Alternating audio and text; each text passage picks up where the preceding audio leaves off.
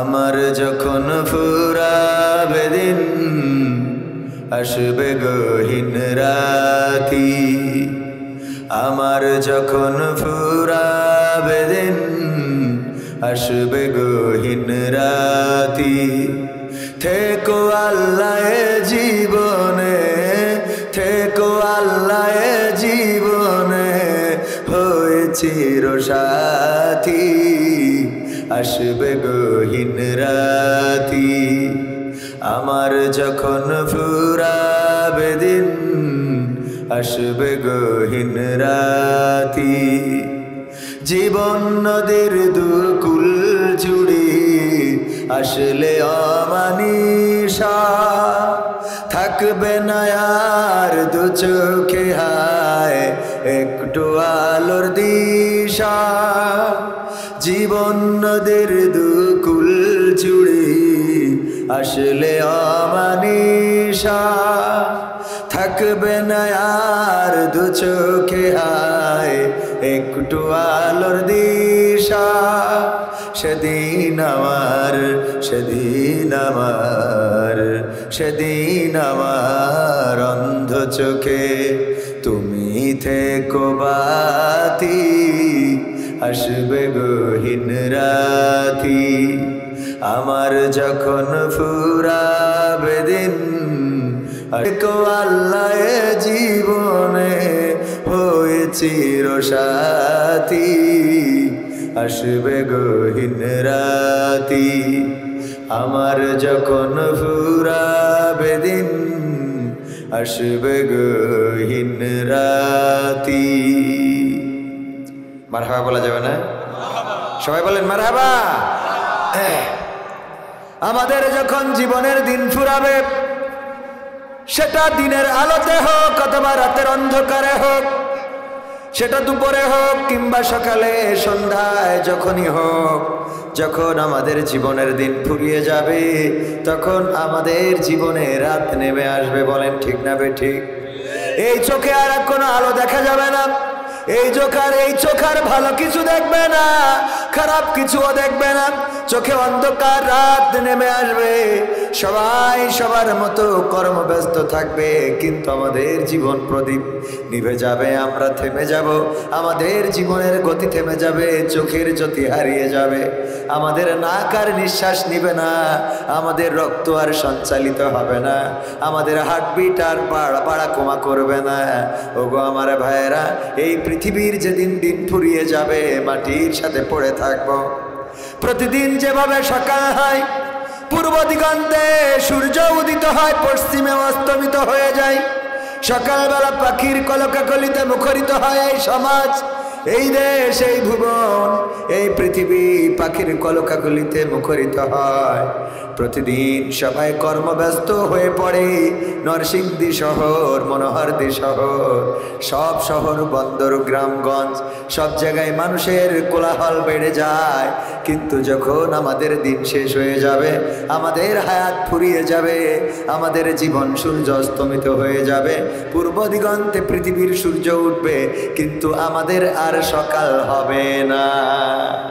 ঠিক না বেঠে? আমাদের আর সকাল হবে না। সেই দিন আমাদের জীবনে আসবে এখনো 10 বছর পরে। হ্যাঁ, 10 বছর পরে, 20 বছর পরে, 100 বছর পরে, এমনকি একদিন পরে, এটা বলারও আমাদের কোনো গ্যারান্টি আছে না? আমাদের কোনো গ্যারান্টি নাই। গতকালকের অ্যাক্সিডেন্ট বলেছিলাম, নোয়াখালী বলেছিলাম, কিন্তু নোয়াখালী না, দেখলাম লক্ষ্মীপুরের একজন ভাই অ্যাক্সিডেন্ট করেছে, বাজার করে নিয়ে যাচ্ছিল, 4-5টা ইলিশ মাছও আছে প্যাকেটে, বাজারগুলো ছড়িয়ে ছিটিয়ে পড়ে আছে রাজপথে, ট্রাকের সাথে বাইক অ্যাক্সিডেন্ট, শরীরের উপর দিয়ে ট্রাক চলে গেছে, দেহখানা 2 খণ্ড হয়ে গেছে, গোশত, মাংস, ঘিলুগুলো পড়ে আছে রাস্তায়, ওগো আমার ভাইয়েরা, বাজারগুলো ছড়ানো ছিটানো, ওই বাজারগুলো আর পরিবারের জন্য দরকার হবে না। বড় শখ করে যে ইলিশ মাছ কিনলো, বড় শখ করে যে বাজার করলো, তরি তরকারি কেনাকাটা করলো, এই ইলিশ মাছ তার রিজিকে লেখা নাই। এমনকি দুনিয়ার আলো আর পৃথিবীর আলো আর দেখার সুযোগ নাই। হায়াতের জিন্দেগি শেষ হয়ে গেল, ট্রাকের চাকায় পিষ্ট হয়ে চলে গেল। এমন মৃত্যু আমাদেরও হতে পারে না। প্রতিদিন কত মৃত্যুর খবর আমাদের কানে ভেসে আসে। নরসিংদী অ্যাক্সিডেন্ট হয়েছে, অথবা কোন নদীতে লঞ্চ ডুবি হয়েছে, অথবা কোন সাগরে জাহাজ ডুবি হয়েছে, স্টিমার ডুবে গেছে, কিংবা কোনো বিমান ক্রাশ খেয়েছে, অথবা হেলিকপ্টার ক্রাশ খেয়েছে। কত মৃত্যুর খবর আমাদের কানে ভেসে আসে। একদিন আমরাই নিউজ হয়ে যাব, আমরাই খবর হয়ে যাব। যেদিন আমাদের কবরের ডাক দিবে, আমরাই ওই দিন মানুষের কানে খবর হিসাবে পৌঁছে যাব। মসজিদের ইমাম সাহেব অথবা মুয়াজ্জিন এলাম দিবে যে অমুক গ্রামের অমুক বাসিন্দা অমুক সময়ে এই পৃথিবী ছেড়ে চলে গিয়েছেন, ইন্না লিল্লাহি ওয়া ইন্না ইলাইহি রাজিউন। এই বলে মাইকে সতর্ক, মাইকে বলে দিবে, আর সবাই জানাজার জন্য তৈরি হয়ে যাবে। আপনার আমার গোসল করায় কবরে নেমে রেখে আসবে। পৃথিবীর কোনো মানুষ আমাদের আর কোনো খবর পাবে? ওই কবরে বেঁচে গেলাম নাকি মরে গেলাম? মরে তো গেছি, কিন্তু ওই কবরে বেঁচে যাওয়াটা হলো কি? আল্লাহ রাব্বুল আলামিন ফেরেশতা পাঠাবেন মুনকার নাকির, এসে প্রশ্ন করবে, মান রব্বুকা ওয়া মান দীনুকা মান নাবিয়ুকা। তোমার রব কে, তোমার দিন কি, এবং তোমার নবী কে ছিল, তোমার নেতা কে ছিল? আমরা যদি আল্লাহকে রব মেনে থাকি বলতে পারবো রব্বি আল্লাহ। কিন্তু যদি আল্লাহকে রব না মানি, আল্লাহর বাইরে রব মানার মতো মানুষ আছে না নাই? আল্লাহর হুকুম মানে না, আজান দিলে মসজিদে যায় না, কিন্তু নেতা যদি মিছিলে ডাকে, রাজপথে দাঁড়িয়ে স্লোগান দেয়, আমার নেতা এগিয়ে চলো, আমরাই আছি তোমার সাথে। আছে না নাই? আমার নেতার চরিত্র ফুলের মতো পবিত্র, নামাজ পড়ে না একক তো, গাঞ্জা টানে পাঁচক্ত। আছে না নাই? এই নেতার পিছনে স্লোগান দেয়, অথচ মসজিদের মুয়াজ্জিন ডাকে হাইয়া আলাস সালাহ, আসো নামাজের দিকে, হাইয়া আলাল ফালাহ, আসো কল্যাণের দিকে। না কল্যাণের দিকে আসলো না, না নামাজের দিকে আসলো না। অথচ নেতার মিছিল মিটিং এ শুধু যায় না, বরং নেতার মিটিং মিছিলে যেয়ে গাড়ি ভাঙচুর যদি করা লাগে, তাও 2-4টা ট্রাক ইট মারিয়ে ভেঙে দলা করে রেখে আসে লোক। আছে না নাই? তাইলে ওরা আল্লাহকে কি ইলাহ মানে? আল্লাহকে ইলাহ যদি মানত, তাইলে ওরা মসজিদে ওদেরকে পাওয়া যেত, কোরআনে কোরআন পড়তে পাওয়া যেত, কোরআনের মাহফিলে পাওয়া যেত, ইসলামী আন্দোলনে পাওয়া যেত, আল্লাহর পথে পাওয়া যেত, রাসূলের পথে পাওয়া যেত। কিন্তু তারা যেহেতু আল্লাহকে ইলাহ মানে না, এই জন্যে এই পথগুলোকে গুরুত্বহীনভাবে নিজেদেরকে পরিচালিত করে। আর একটা সময় যখন বয়স হয়ে যায়, তখন অমনি দাড়ি ছেড়ে দিয়ে মসজিদে যায় আর আল্লাহ আল্লাহ করে। এরকম আছে না? না, যখন আর কোনো উপায় নাই, আর নেতাও চাই না, নেতাও চিন্তা করে এই লোকের আর দরকার নাই আমার, কারণ আমার লাগবে যার ধর বললে মেরি বসবে, যার ধরতে বললে কি করবে, যদি ধরে আনতে বলে বেঁধে নিয়ে চলে আসবে, এমন দরকার। এখন মুরব্বীদের আর দরকার হবে না। সেই সময় কি করে, এইবার না মসজিদে যে আল্লাহ আল্লাহ আল্লাহ, আরে পরেজগার। আছে না নাই? নরসিংদী নাই, এখানে নাই, কিডা কিডা হাত তোলেন?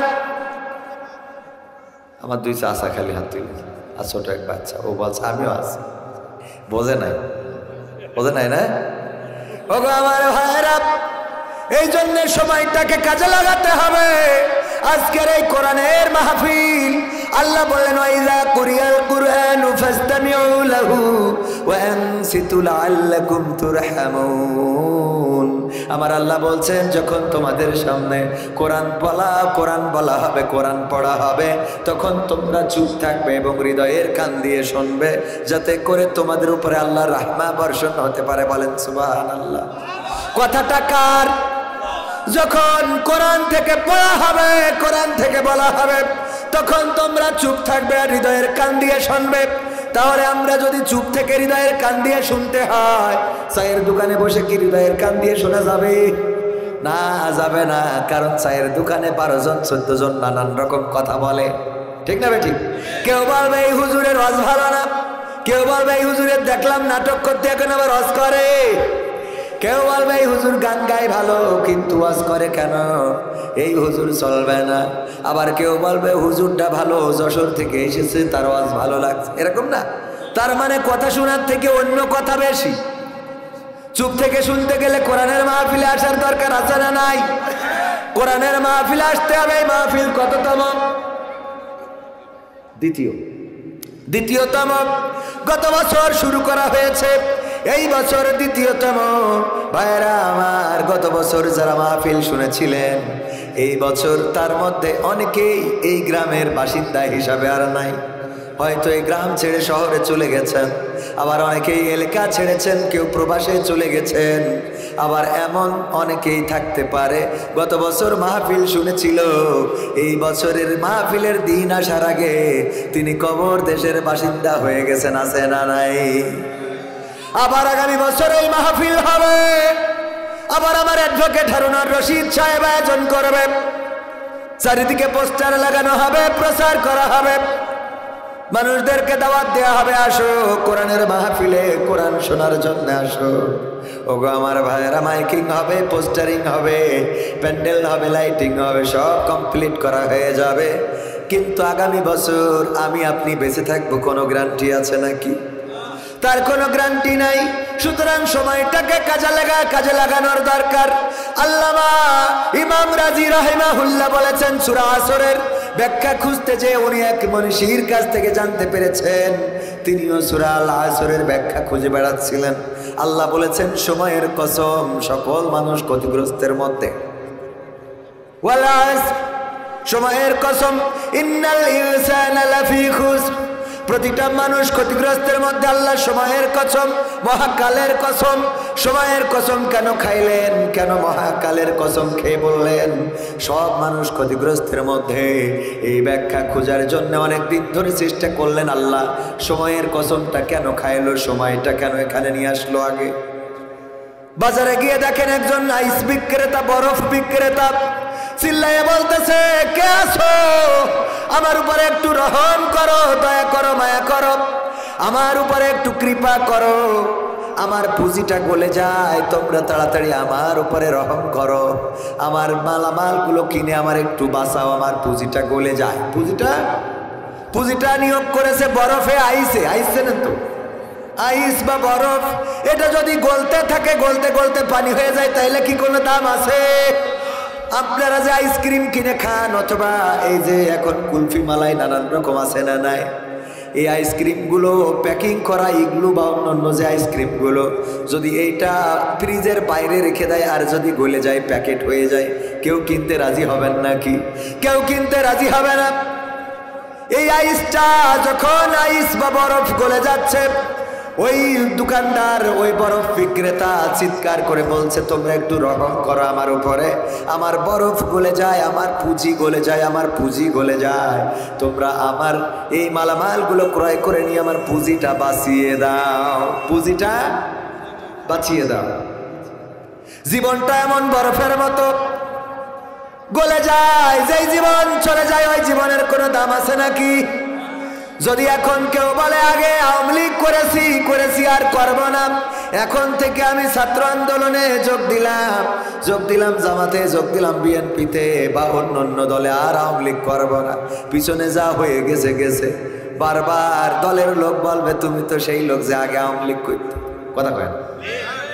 মানে যেটা পিছনে হয়ে গেছে ওইটা আর শুধরানোর কোনো সুযোগ আছে? ফজরের নামাজ আজকে যারা পড়তে পারেননি, ফজরের নামাজ পড়েননি, ওই নামাজটা চলে গেল, আর ওই ফজরের ওয়াক্ত কি জীবনে আসবে? আর কিয়ামত পর্যন্ত ওই ওয়াক্তটা আসবে না। এখন যে সময়টা আমরা পেয়েছি, এই সময়টা আর জীবনে আসবে? আগামীকাল আবার সন্ধ্যা হবে, রাত হবে, কিন্তু আজকের এই রাতটার পিছনে যাবে না। প্রতিটা দিন চলে যায়, প্রতিটা সময় চলে যায়, আমরা সময়ের গুরুত্ব দিতে বুঝি না। ওগো আমার ভাইয়েরা, যখন মুসিবতে পড়বো, বিপদে পড়বো, তখন বুঝতে পারবো এই সময়ের দাম কত। যার বউ আছে, বউয়ের কদর বোঝে না, এমন আছে না নাই? বউয়ের সাথে খারাপ আচরণ করে, তোরে মেরে ফেলবো, বের হয়ে যা, বাড়ি ছাড়, দরকার নাই। বউ যখন থাকবে না, বসবে না, এই শীতে কত জ্বালা, ঠিক না বেঠে? বউ আছে বোঝেন না, দাঁত থাকতে দাঁতের কদর বোঝে না, এমন মানুষ আছে না নাই? দাঁত থাকতে কদর বোঝে না। ওগো আমার ভাইয়েরা, তেমনি আমাদের জীবন থাকতে মৌতের কদরটা বুঝি না। যখন মরে যাব তখন বুঝতে পারবো কি ছিল আর কি হারালা, কি ছিল আর। যাদের বয়স হয়েছে আমার ভাইজান শ্রদ্ধাভাজন, উনি প্রথমেই বলছিলেন আপনার সাথে পরিচয় হলো, দেখা হলো, ইতিপূর্বে মুফাসসির পরিষদের মাজলিসের প্রোগ্রামে দেখা হয়েছিল। এখন আপনাদের সময়, আমাদের তো যাওয়ার সময় হয়ে গেল। বসে আছেন এই বলছিলেন তো, এখন আমাদের যাওয়ার সময় হয়ে গেল। তার মানে সময়, যদিও উনি বলছেন এমনও তো হতে পারে উনার আগে আমার মৃত্যু হতে পারে না, পারে না, হতে পারে। কিন্তু আসলে বয়সের পরিক্রমায়, সময়ের পরিক্রমায় আমি মাঝে মাঝে বুঝাতে যেয়ে বলি, কত মানুষ অ্যাক্সিডেন্টে মারা যায়, কত মানুষ নদীতে ডুবে মারা যায়, কত মানুষ বিমান ক্রাশ খেয়ে, হেলিকপ্টার ক্রাশ খেয়ে মারা যায়, কত মানুষ হার্ট স্ট্রোকে মারা যায়, কেউ বা ক্যান্সারে মারা যায়, কেউ বা কিডনি ড্যামেজ হয়ে মারা যায়, কেউ বা ব্রেন স্ট্রোকে মারা যায়, কেউ জ্বরে মারা যায়, ডেঙ্গুতে বা পঙ্গুতে, যেভাবে হোক মারা যায়। কারো যদি কিছু না হয় সেও তো মারা যায়। কি হয়ে মারা যায়? হ্যাঁ, স্ট্রোক না, ধরেন স্ট্রোকও করে নাই, কিছুই হয় নাই, সুস্থ মানুষ, এই মানুষও যদি মারা যায় তাও একটা কিছু হয়, সেই কিছুটা বলবো আমি, বৃদ্ধ হয়ে মারা যায়। কি হয়ে মারা যায়? বৃদ্ধ হয়ে মারা যায়। ওর কিছুই হয় নাই, কিন্তু কি হয়েছিল? বৃদ্ধ, বয়স হয়ে গিয়েছিল, তাই মারা গেছে। এইটা ঠেকানোর তার কোনো ক্ষমতা নেই। ক্যান্সারেরও যদি কোনোদিন ওষুধ আবিষ্কৃত হয়, হইতেই পারে। করোনা, সব মারা যাচ্ছিল, একটা টিকা আবিষ্কৃত হয়ে গেল, আবার সব ব্যাক করলো। এমনিভাবে নানান রোগ হয়ে মারা যায়, আবার ব্যাকও করে, বেঁচেও আসে। করোনা, ক্যান্সার হয়েও অনেকেই বেঁচে থাকে। এখন কিছুটা চিকিৎসা ব্যবস্থা উন্নত হয়েছে, তো ধরেন কিছুই হয় নাই, তারপরেও সে মারা যাবে। কি হয়ে মারা যাবে? বৃদ্ধ হয়ে মারা যাবে। এইটা ঠেকানোর ক্ষমতা কোনো ডাক্তার, কোনো কবিরাজ, কোনো ইঞ্জিনিয়ার, কোনো ওষুধ আজ পর্যন্ত আবিষ্কৃত হয় না। হয়েছে? সুতরাং মারা তো যাওয়াই লাগবে, কবরে তো যাওয়াই লাগবে। সেই কবরের খোরাক জোগাড় করার দরকার আছে না নাই? কবরে যাওয়ার পরে কোনো যুক্তি, কোনো বুদ্ধি খাটবে না। কবরে যাওয়ার পরে যদি বলেন, আল্লাহ যা করেছি করেছি, এখন থেকে ভালো হব, আর ভালো হওয়ার সুযোগ আছে নাকি? না, সুযোগ নাই, আর ভালো হওয়া যাবে না। পৃথিবীর পরে আর ব্যাক আসা যাবে না।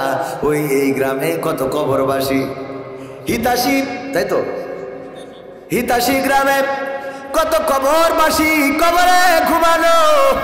আল্লাহ যদি চান এই মাহফিল তাদেরকে শোনাচ্ছেন, হয়তো আল্লাহ চাইলে শুনতেও পারে না। আবার আল্লাহ যদি না চান তাইলে শুনবে না। যদি কোনোভাবে শোনান, ওই কবরবাসী যেন আফসোস করে বলে, আহারে দুনিয়ার মানুষ, কেন এই মাহফিলকে অবহেলা করো, কেন কোরআনকে অবহেলা করো, কেন মসজিদে নামাজকে অবহেলা করো, কেন আল্লাহ রাসূলের পথে চলতে অবহেলা করো। অথচ আমরা আজকে বিপদে পড়ে আছি, আমাদের আর সুযোগ নাই। যদি সুযোগ থাকতো তাইলে মাহফিল শুরু হওয়ার আগে যে বসে থাকতাম, ঠিক না বেঠে? আফসোস করার সময় আসে না। যারা যদি বুঝাতে যেয়ে বলি আওয়ামী লীগ করেছে, আওয়ামী লীগ করে মারা ধরা করেছে, ঢিসুম মেরেছে, ওরে মেরেছে, এর কাছে চাঁদাবাজি, ওর কাছে টাকা পয়সা নিয়েছে, এমন যত নেতা, এই নেতাগুলো একজনও কি দেশে আছে নাকি? এখন দুঃখ করে আর বলে, আহারে যদি এত বাড়াবাড়ি না করতাম তাইলে ভালো হতো, ঠিক না বেঠে? এত বাড়াবাড়ি যদি না করতাম তাইলে দেশ ছাড়াছাড়ি লাগতো, দেশ ছাড়া লাগতো না। বাড়াবাড়ি করার কারণে দেখেন শেখ হাসিনা তো পালালো, বায়তুল মুকাররমের ইমামও পালাইলো, সহ্য না করে কি পারা যায়? বায়তুল মুকাররমের ইমামও পালাইছে। তুই হুজুর মানুষ, তুই কি করেছিস? তোর পালাতে হবে কেন? তার মানে তারও কর্ম খারাপ আছে না নাই? কর্ম খারাপ যার, পালানো দরকার তার, কর্ম ভালো যার পালানো লাগবে না তার। কর্ম যদি ভালো করেন, আপনি যে দল করেন না কেন, আপনি যদি হিন্দু বৌদ্ধ খ্রিস্টান হন, আপনার মাথায় কেউ লাঠি মারবে। আর যদি মারে অন্যায় ভাবে, কি আর যদি মারে অন্যায় ভাবে, আর অন্যায় ভাবে যদি কেউ মারে, তার প্রতিশোধ নেয়ার জন্য আল্লাহ আছে না নাই? আল্লাহ রাব্বুল আলামিন ইতিপূর্বে ইতিহাস সাক্ষ্য দেয়, আল্লাহর পথে যারা চলেছে তাদেরকে যারা লাঠি মেরেছে, আল্লাহ তাদেরকে এই পৃথিবী থেকে লাঞ্ছিত অপমানিত করে বিদায় করেছে। আবু জাহেল আল্লাহ রাসূলকে মক্কায় তো থাকতে দিল না, মক্কা থেকে বিতাড়িত করলো, বাড়ি ঘিরে ধরলো যে মেরে ফেলা হবে। রাতের অন্ধকার, আল্লাহ রাব্বুল আলামিন বললেন, ওগো নবী, এবার দেশ ছাড়া ছাড়া আর কোনো রাস্তা নাই। ওগো বিশ্ব নবী, এবার আপনি হিজরত করতে পারেন। আল্লাহর হুকুমে বিশ্ব নবী সাল্লাল্লাহু আলাইহি সাল্লাম হিজরত করার জন্য বাড়ি থেকে বের হলেন। আল্লাহ রাব্বুল আলামিনকে বললেন, ওগো আল্লাহ, বাড়ি তো দেখি কাফেররা ঘিরে ধরেছে, বেরোইতাম কেমনে? আল্লাহ রাব্বুল আলামিন বললেন, ওগো বিশ্ব নবী, এক মুঠি বালু নেন, ধুলি নেন, তারপরে কোরআনের আয়াত পড়েন, ফু দিয়ে দেন। আল্লাহর নবী ফু দিয়ে দিলেন। আল্লাহ রাব্বুল আলামিন বললেন, ওগো নবী, আপনি শুধুমাত্র বালুতে ফু দিয়েছেন, আর ওই বালুগুলো কাফেরদের চোখে পৌঁছানোর দায়িত্ব আমার। সুবহানাল্লাহ বলবেন না? আল্লাহ এভাবেই সহযোগিতা করেন, দিলেন ফু, বালুর মধ্যে, মুঠার মধ্যে বালু, বাড়ির চারিদিকে কাফেররা ঘিরে ধরেছে। মক্কায় গেলে রাসূল যে ঘরে যে বাড়িতে জন্মগ্রহণ করেছেন, মক্কার অদূরেই আবু জাহেলের বাড়ি ছিল কাছাকাছি, যেখানে টয়লেট হয়েছে আপনারা জানেন, যারা গিয়েছেন তারা জানেন। আর তার সামনে আর একটু দূরে রাসূল সাল্লাল্লাহু আলাইহি সাল্লাম যেখানে জন্মগ্রহণ করেছেন সেখানে লাইব্রেরি বানানো ছিল।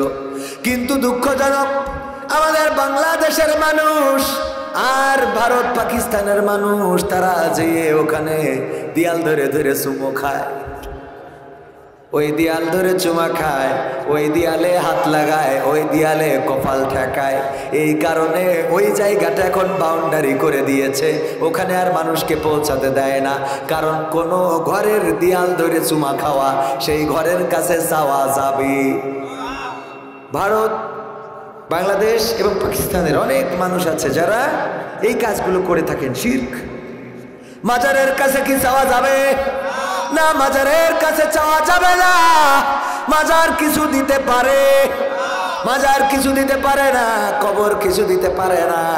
কবরে যারা বাতি জ্বালান, কবরে বাতি জ্বালানোর থেকে ওই বাতিটা যদি কোনো রাস্তায় জ্বালিয়ে দেন, ওই রাস্তায় আলো দেখে পথ যদি চলতে পারে, বাতিটা জ্বালানোর পরে যদি এতটুকু নিয়ত থাকে, আল্লাহ এই বাতিটা জ্বালাইলাম অমুক শাহজালাল রহমাতুল্লাহ আলাইহির কবরে, এর সোয়াব পৌঁছে দিও, সেটা দিতে পারবে। আল্লাহ দিতে পারবে না? পারবে। বাতি জ্বালাইছেন রাস্তায়, সোয়াব পৌঁছাবেন কোথায়? তার আমল নামায়। কিন্তু ওই কবরে বাতি জ্বালানোতে কোনো ফায়দা কি আছে? কবরে বাতি জ্বালানোর মধ্যে কোনো ফায়দা নাই। ওই মদিনায় মক্কায় যাওয়ার পরে এই জাতীয় জায়গাগুলোতে যায় আর চুমা খায়, সিজদা করে, কপাল ঠেকায়, কাদাকাটি করে। দেখবেন মাকামে ইব্রাহিম, তারপরে ইব্রাহিম আলাইহিস সালামের পাদুকা জোড়া, পায়ের ছাপ যেখানে আছে ওইটাই যেয়ে ধরে জোড়ায় চুমা খায়, এরকম আছে না নাই? এইগুলো করা যাবে না। আল্লাহর নবীকে মক্কা থেকে বিতাড়িত করলো আবু জাহেল, তার বাহিনী নিয়ে দাঁড়িয়ে গেল, ফু দিলেন বালুতে। আল্লাহ রাব্বুল আলামিন বললেন, ওগো বিশ্ব নবী, ফু দিয়েছে না তার মুঠার মধ্যে বালুতে, আর সমস্ত বালুগুলো কাফেরদের চোখে পৌঁছানোর দায়িত্ব আমি আল্লাহ নিয়ে নিলাম। আর কাফেরদের চোখ ডলা শুরু হয়ে গেল। আমি বললাম, এই ফাঁকে বেরিয়ে যাও। আল্লাহু আকবার। বিশ্ব নবী এই ফাঁকে বেরিয়ে গেলেন। আবু বকরকে ডাক দিলেন, ওগো আবু বকর, তোমাকে নিয়ে হিজরত করব বলেছিলাম। আবু বকর রাদিয়াল্লাহু তাআলা আনহু তাড়াতাড়ি করে ব্যাগ নিয়ে বের হইলেন। বিশ্ব নবী বললেন, ওগো আবু বকর, আমি এসে তোমাকে একটা বার মাত্র ডাক দিয়েছি, এক ডাকে কেমন করে তুমি তোমার লাগেজ নিয়ে বের হইলে? এক ডাকে কেমনে লাগেজ নিয়ে বের হইলে? লাগেজটা গুছানোর জন্য সময়ের দরকার আছে না নাই? সময়ের দরকার।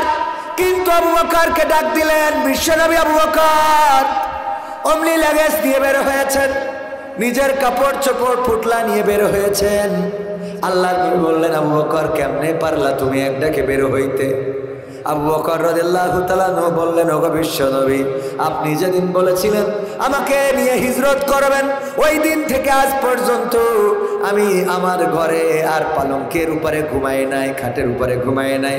আমি আমার লাগেজ গুছিয়ে রেখে আমি দরজায় দাঁড়িয়ে দাঁড়িয়ে ঘুমাতাম। আল্লাহু আকবার। রাসূলকে কতটা ভালোবাসতেন। রাসূল সাল্লাল্লাহু আলাইহি সাল্লাম বলেছেন, আমার সাথে হিজরত করা লাগতে পারে।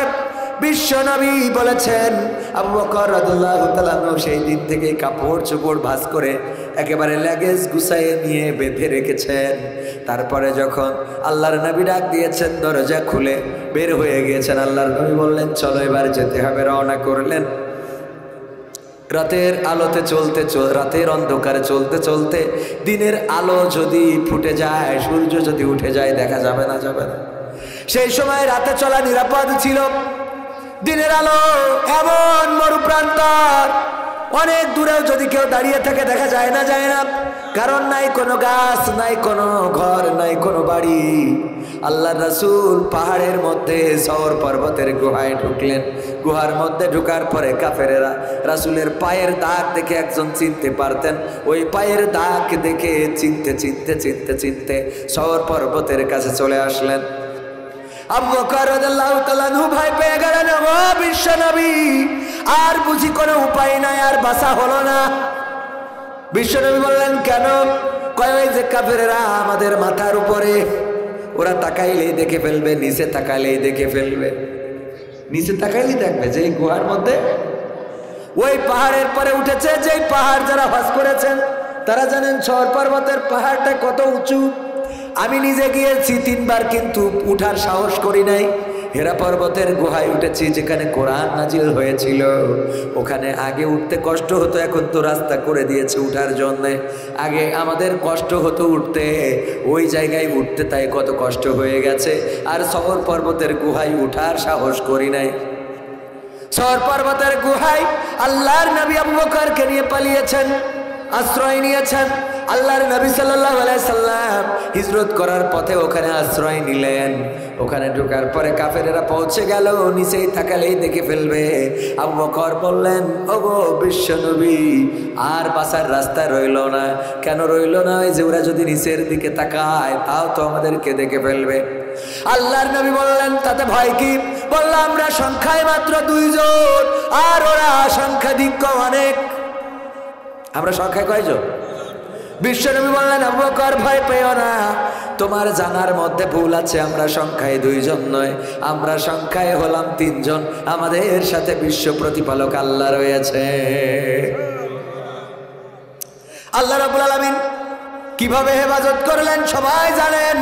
মাকড়সা এসে জাল বুনন করলো, মাকড়সা এসে জাল বুনলো, আর কবুতর এসে ডিম পাড়লো, তা দিতে থাকলো। এটা দেখার পরে কাফেররা একে অপরের সাথে বলা বলি করলো, এই গুহার মধ্যে কেমনে ঢুকে? যদি এখানে ঢুকতো তাইলে এই কবুতর তো উড়ে যেত, মাকড়সার জালগুলো কি হয়ে যেত?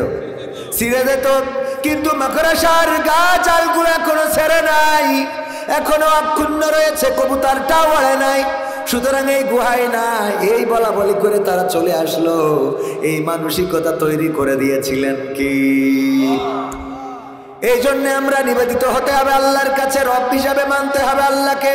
আল্লাহকে যদি রব হিসাবে মেনে নিতে পারি, তাইলে আমরা কবরে যাওয়ার পরে যখন প্রশ্ন করবে মান রব্বুকা, তোমার রবকে, তো আমরা বলতে পারবো রব্বি আল্লাহ, আমাদের রব আল্লাহ। কারণ আমরা বিপদে আপদে মুসিবতে সব সময়ে আল্লাহকে ডেকেছি, আল্লাহকে চেয়েছি, আল্লাহকে খুঁজেছি, আল্লাহর পথে থেকেছি। আর আল্লাহ রব্বুল আলামিন আমাদের সহযোগিতা করবে না? করবে না? করবে না? করবে না? প্রমাণ দেব, প্রমাণ দেব। 16টা বছর ক্ষমতায় ছিল শেখ হাসিনা জননেত্রী, কি ঠিক না? এই 16টা বছর ক্ষমতায় থেকে আমার ভারতের দাদাদের এত উপকার করেছে যে আমার দাদারা যখন হাসিনা বিপদে, তখন নিজেরা হেলিকপ্টারে করে নিয়ে গেছে। বলেন সুবহানাল্লাহ। ও নাউজুবিল্লাহ, জামান চাই বলেন। নিয়ে গেল কেন? কারণ এতদিন তাদের দাস হয়েছিল। কথা কয় না? এটা উদাহরণ, এটা কিন্তু রাজনীতির কথা না। এটা কি কি ধারণ? উদাহরণ। কেন উদাহরণ? দেখেন এতদিন 16-17টা বছর ভারতকে এত গোলামি করেছে ভারতের দাদার, যে গোলামির কারণে দাদা বলল যেহেতু দেশে এখন আর তোমার থাকা হবে না, সুতরাং আশ্রয় দাতা আমি আসি রে। কথা বুঝে আসছে তো? তার মানে আপনি যার গোলামি করবেন রক্ষা করবে সে, বোঝেননি? যার গোলামি করবেন রক্ষা করবে কে? যে আল্লাহর গোলামি করে তার রক্ষা করে কে? মামুনুল হক মাথা নত করেছিলেন আল্লাহর কাছে, আমির হামজা মাথা নত করেছিলেন আল্লাহর কাছে, মিজানুর রহমান আজহারি মাথা নত করেছিলেন আল্লাহর কাছে। এমনি ভাবে কোরআনের পথের পথিক যারা আল্লাহর কাছে মাথা নত করার কারণে আল্লাহ রাব্বুল আলামিন তাদেরকে আবার ফেরত এনে দিয়েছে। বলেন ঠিক না বেঠিক? দিয়েছে না দেয় নাই? যারা মাথা নত করেছে আল্লাহর কাছে তাদেরকে সসম্মানে আবার বাংলাদেশে বসতে দিয়েছেন। আর যারা আল্লাহর কাছে মাথা নত করে নাই, বাতিলের কাছে মাথা নত করেছে, এই বাতিলই তাদেরকে রক্ষা কবচ হয়েছে। সেটা দুনিয়ার পরে রক্ষা করতে পারলেও আখিরাতে বাঁচার উপায় থাকবে না। ঠিক না বেঠে কথা? এটা কিন্তু উদাহরণ দেওয়ার জন্য বললাম। আমার কথা বুঝতে পেরেছেন কিনা? ক্ষমতায় কেউ স্থায়ী হয় না, হোক না সে হাসিনা কি বারে না, সে আরটা চিরকাল থাকে না। ক্ষমতায় কেউ স্থায়ী হয় না, মুজিবুর বেশি দিন থাকেনি, জিয়াউর কেউ তো রাখেনি। মুজিবুর বেশি দিন থাকেনি, জিয়াউর কেউ তো রাখেনি। এরশাদ চলে গেছে পৃথিবী ছেড়ে, এরশাদ চলে গেছে পৃথিবী ছেড়ে, কেউ আজ তার কথা কয় না। ঠিক না বেঠে? ক্ষমতায় কেউ স্থায়ী হয় না, হাসিনা ক্ষমতা ধরে রাখতে আয়না ঘর বানিয়েছিল, জনগণের রোশানলে দাদার দেশে পালিয়ে গেল। হাসিনা ক্ষমতা ধরে রাখতে আয়না ঘর বানিয়েছিল, জনগণের রোশানলে দাদার দেশে পালিয়ে গেল। ডিবি হারুনের পাশে আর, ডিবি হারুনের পাশে আর পরিমণিদের দেখা যায় না।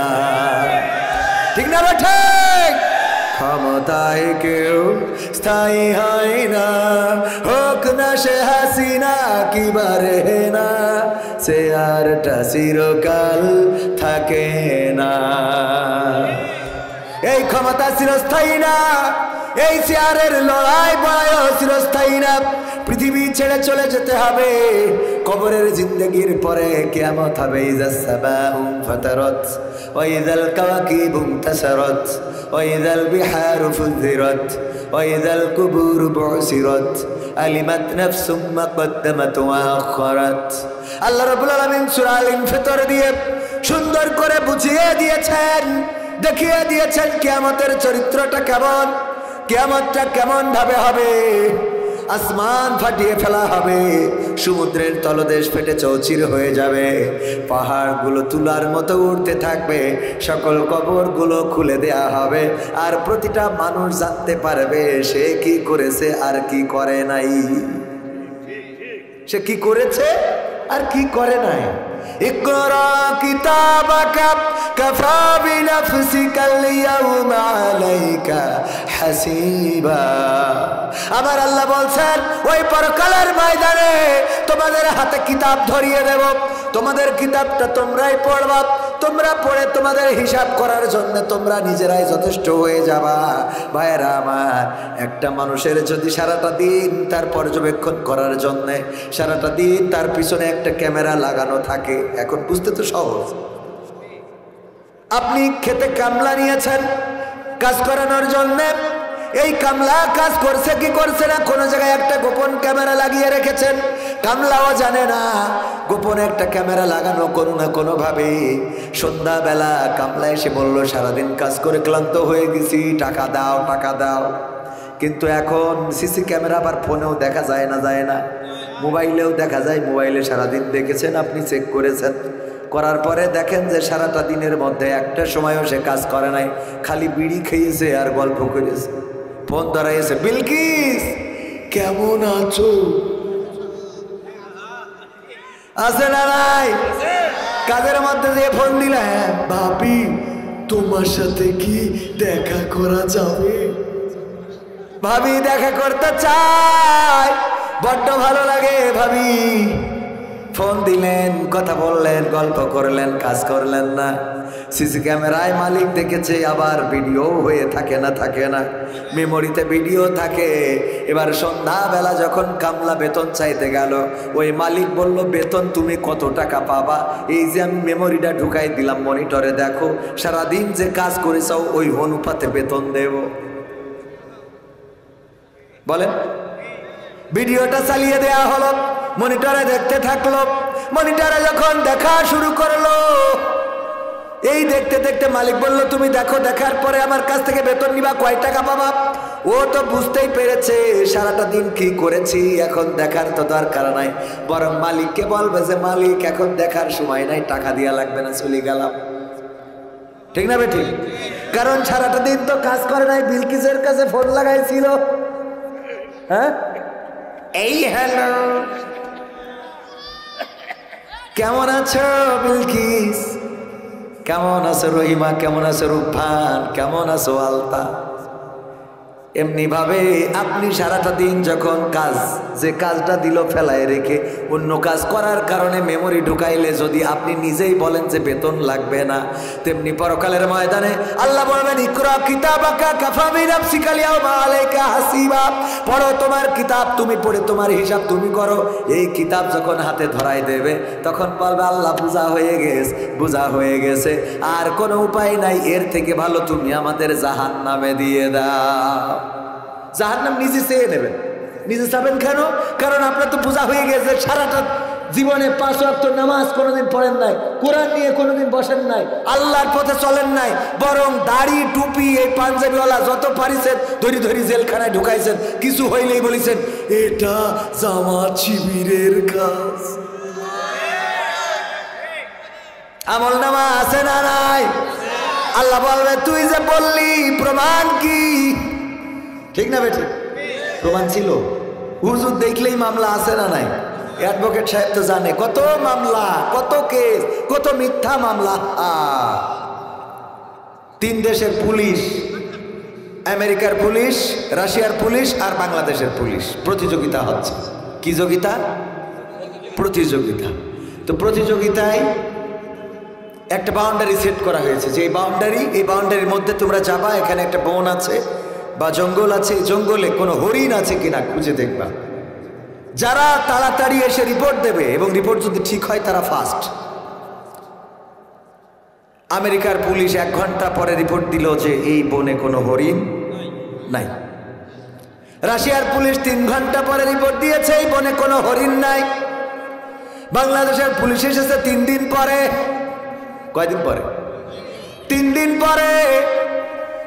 আসার পরে বলতেছে এই পুলিশ, বাংলাদেশের পুলিশ, তোমাদের এত দেরি হলো কেন? কয় দেরি হবে না কেন সেইটা কন। দেরি হইল কেন সেইটা কও। দেরি হইল এই জন্য এমন একটা জঙ্গলে পাঠাইছেন যেই জঙ্গলে হরিণ বলে কিছু নাই।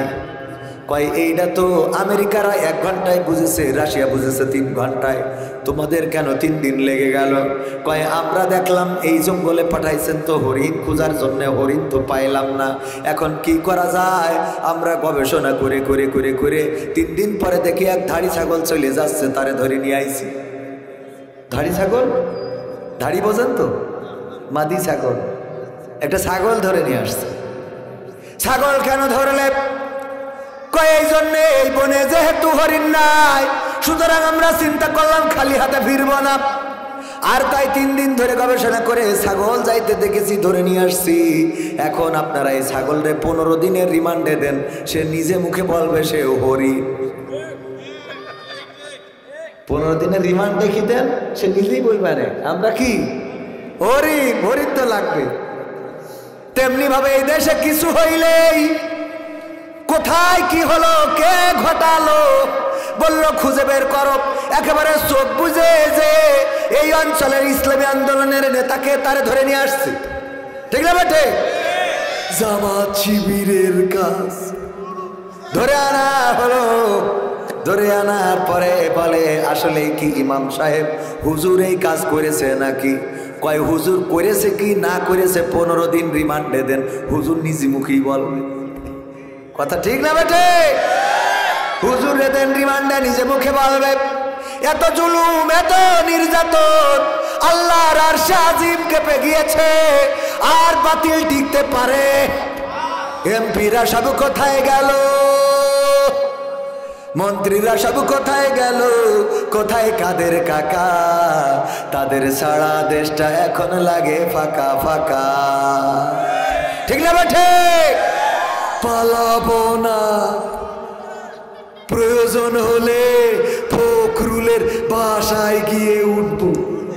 ঠাকুরগাঁওয়ে বাসা আছে না, জায়গা দেবে?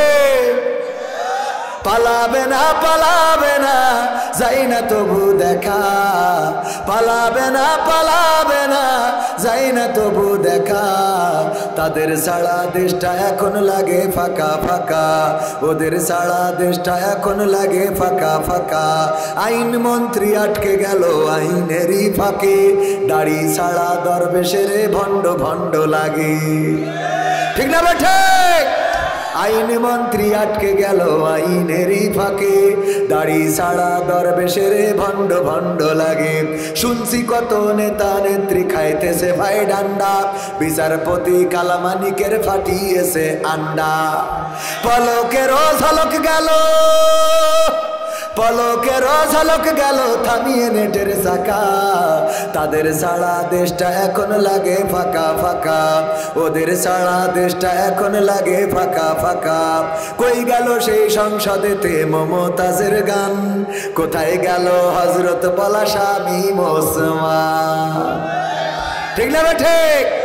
খেলা হবে, খেলা হবে। আপনাদের বাড়ির কাছের লোক তো, ঠিক না ঠিক? আবার ওদিকে মমতাজ সংসদে গান গাইতো। এখন মমতাজের গান আর শোনা যায়? শোনা যায় না। নেমো খারাম একটা, নেমো খারাম, বেঈমান, স্বার্থপর। কেন? সংসদে বসে তুই যে নেতাদের নিয়ে গান গাইলি, এই নেতারা চলে যাওয়ার পরে গান আরো বেশি হওয়ার কথা না কম হওয়ার কথা? কথা কয় না? বেশি হওয়ার কথা না কম? যেমন মনির খানের অঞ্জনা চলে গেছে। মনির খানের অঞ্জনা চলে যাওয়ার পরে আমরা জানিছি যে অঞ্জনা বলে কেউ একজন ছিল, ঠিক না বে? ঠিক। অঞ্জনা চলে গেছে বলেই মনির খানে তো আসিফ, ও প্রিয়া, ও প্রিয়া তুমি কোথায়, ঠিক না বে? ঠিক। ওর প্রিয়া বলে কোন একজন ছিল, চলে যাওয়ার পরে আমরা জেনেছি, সত্য তো। আবার মমতাজ আপা যতজন তারে দাগা দিয়ে চলে গেল, কত গান গাইলো রে ও রিক্সাওয়ালা, তুই ধীরে ধীরে চালা, তোর সাথে বলবো আমার মনে কত জ্বালা, ঠিক না বেটে? যখনই কেউ ব্যথা দিয়েছে, যখন কেউ কষ্ট দিয়ে চলে গেছে, তখনই গান গেয়েছে। বললো বন্ধু যখন বউ লইয়া আমার বাড়ির সামনে দিয়া রঙ্গ কইরা হাইটা যায়, ফাইটা যায়, ও বুকটা ফাইটা যায়। গেছে না গায় না? অথচ শেখ হাসিনা যে তারে এমপি বানাইলো, বাজারি মেয়েটারে সংসদে বসাইলো, ঠিক না বেঠে? যেই যে বাংলা ভালো করে পড়তে পারে না, তারা সংসদে বসাই দিল সংসদীয় নেতা। এমপি সাহেব এই মমতাজরে সংসদে বসাইলো, সুবিধা দিল, গাড়ি দিল, বাড়ি দিল, ফ্ল্যাট দিল, টাকা দিল, পয়সা দিল। আর শেখ হাসিনা চলে গেল, মমতাজ আপা আর কোনো গান গাইলো না। তার মানে এইটা বেঈমান, নেমো খারাম, স্বার্থপর। বলেন ঠিক না বেটি? আমি বললাম ওগো মমতাজ আপা, এখন তো গান গাওয়া দরকার ছিল এমন করে, আমার সোনার ময়না পাখি কোন বাদোষে কাছে গো আমরা দেশে কেমনে থাকি রে আমার কলজের ময়না পাখি। ঠিক না ঠিক? তবে একদম গান গাচ্ছে না এমন না, হ্যাঁ এখন কিন্তু গান গাচ্ছে না তা না, এখন ওরা গান গাচ্ছে। কি গান জানেন?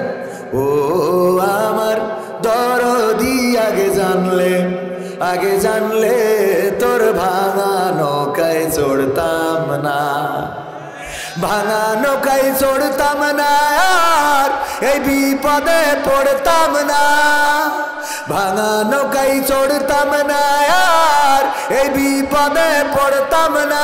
ওরে বর্ডারেতে খাইলাম ধরা, বিসিটাও তো পাইলাম না। আগে জানলে তোর ভাঙা নৌকায় চড়তাম না। ঠিক না ঠিক? তাইলে কি বলছিলাম? কই গেল সেই সংসদেতে মমতাজের গান, কোথায় গেল হযরত বলা স্বামী ওসমান, ইনু মেনন্দি পুমনি আছে কারাগারে, বাপ করিলেও পাপ কখনো ছাড়ে কি আর তারে। কোথায় গেল স্পিকারের দৃষ্টি আঁকা বাঁকা, তাদের ছাড়া দেশটা এখন লাগে ফাঁকা ফাঁকা, ওদের ছাড়া দেশটা এখন লাগে ফাঁকা ফাঁকা। কোথায় গেল আরাফাত আর ব্যারিস্টার সুমন, কথা বলার সময় তারা করেনি ওজন। ঠিক না ঠিক? কোথায় গেল আরাফাত আর ব্যারিস্টার সুমন, কথা বলার সময় তারা করেনি ওজন। মুরগি কবির খাইছে ধরা, জাফর কোথায় আছে, গোপনে কি সেও গেল মোদি দাদুর কাছে। কোথায় গেল সালমের কারি কারি টাকা, তাদের ছাড়া দেশটা এখন লাগে ফাঁকা। লাগে না ফাঁকা ফাঁকা কেন লাগে? কারণ আগে আমরা টেলিভিশন খাটালে কুমড়া দিয়ে কেমন করে বেগুনি বানানো যায় শিখতে পারতাম। ঠিক না ঠিক? কুমড়া দিয়ে বেগুন বানানো শিখলাম, কাঁঠাল দিয়ে বার্গার বানানো শিখলাম, কাঁচামরিচ শুকিয়ে রাখলে বর্ষাকালে আবার পানিতে দিলে জীবন্ত হয়ে যায় সেটাও শিখলাম। আবার আমরা শিখলাম আমার দাদার দেশে কত কষ্টে আছে যারা পেঁয়াজের ব্যবসা করে। টেলিভিশনের সাক্ষাৎকার বলতেছে দাদা বড় কষ্টে আছি রে, আমাদের পেঁয়াজ বাংলাদেশে আর যাচ্ছে না, বাংলাদেশিরা আর কিনতেছে না, তার জন্য বিক্রি হচ্ছে না, বিপদে আছে। দেখেছেন দাদা বড় বিপদে আছি, আমাদের পেঁয়াজ তো আর কেউ কিনছে না, বাংলাদেশে মানুষ আমাদের পেঁয়াজ খায় তো তারা নিচ্ছে না বলে আমরা দাম পাচ্ছি না। ঠিক না ঠিক? আমি বললাম দাম আর পাবা না, কারণ পেঁয়াজ ছাড়া রান্না কেমনে করা লাগে আমাদের নেত্রী আমাদের শিখায়, তারপরে তোমাদের দেশে গেছে। ঠিক না ঠিক? পেঁয়াজ ছাড়া রান্না কেমনে করা লাগে আমরা পেঁয়াজ ছাড়াও রান্না শিখেছি না শিখি নাই? আমার দাদারা গরুর গোশত দিতে চাই না, গরু রপ্তানি করতে চাই না, তাতেও কোনো অসুবিধা নাই, কারণ আমরা কাঁঠাল দিয়ে গোশতের অভাব পূরণ করা শিখেছি। ঠিক তো? কাঁঠাল দিয়ে চলে আসছে।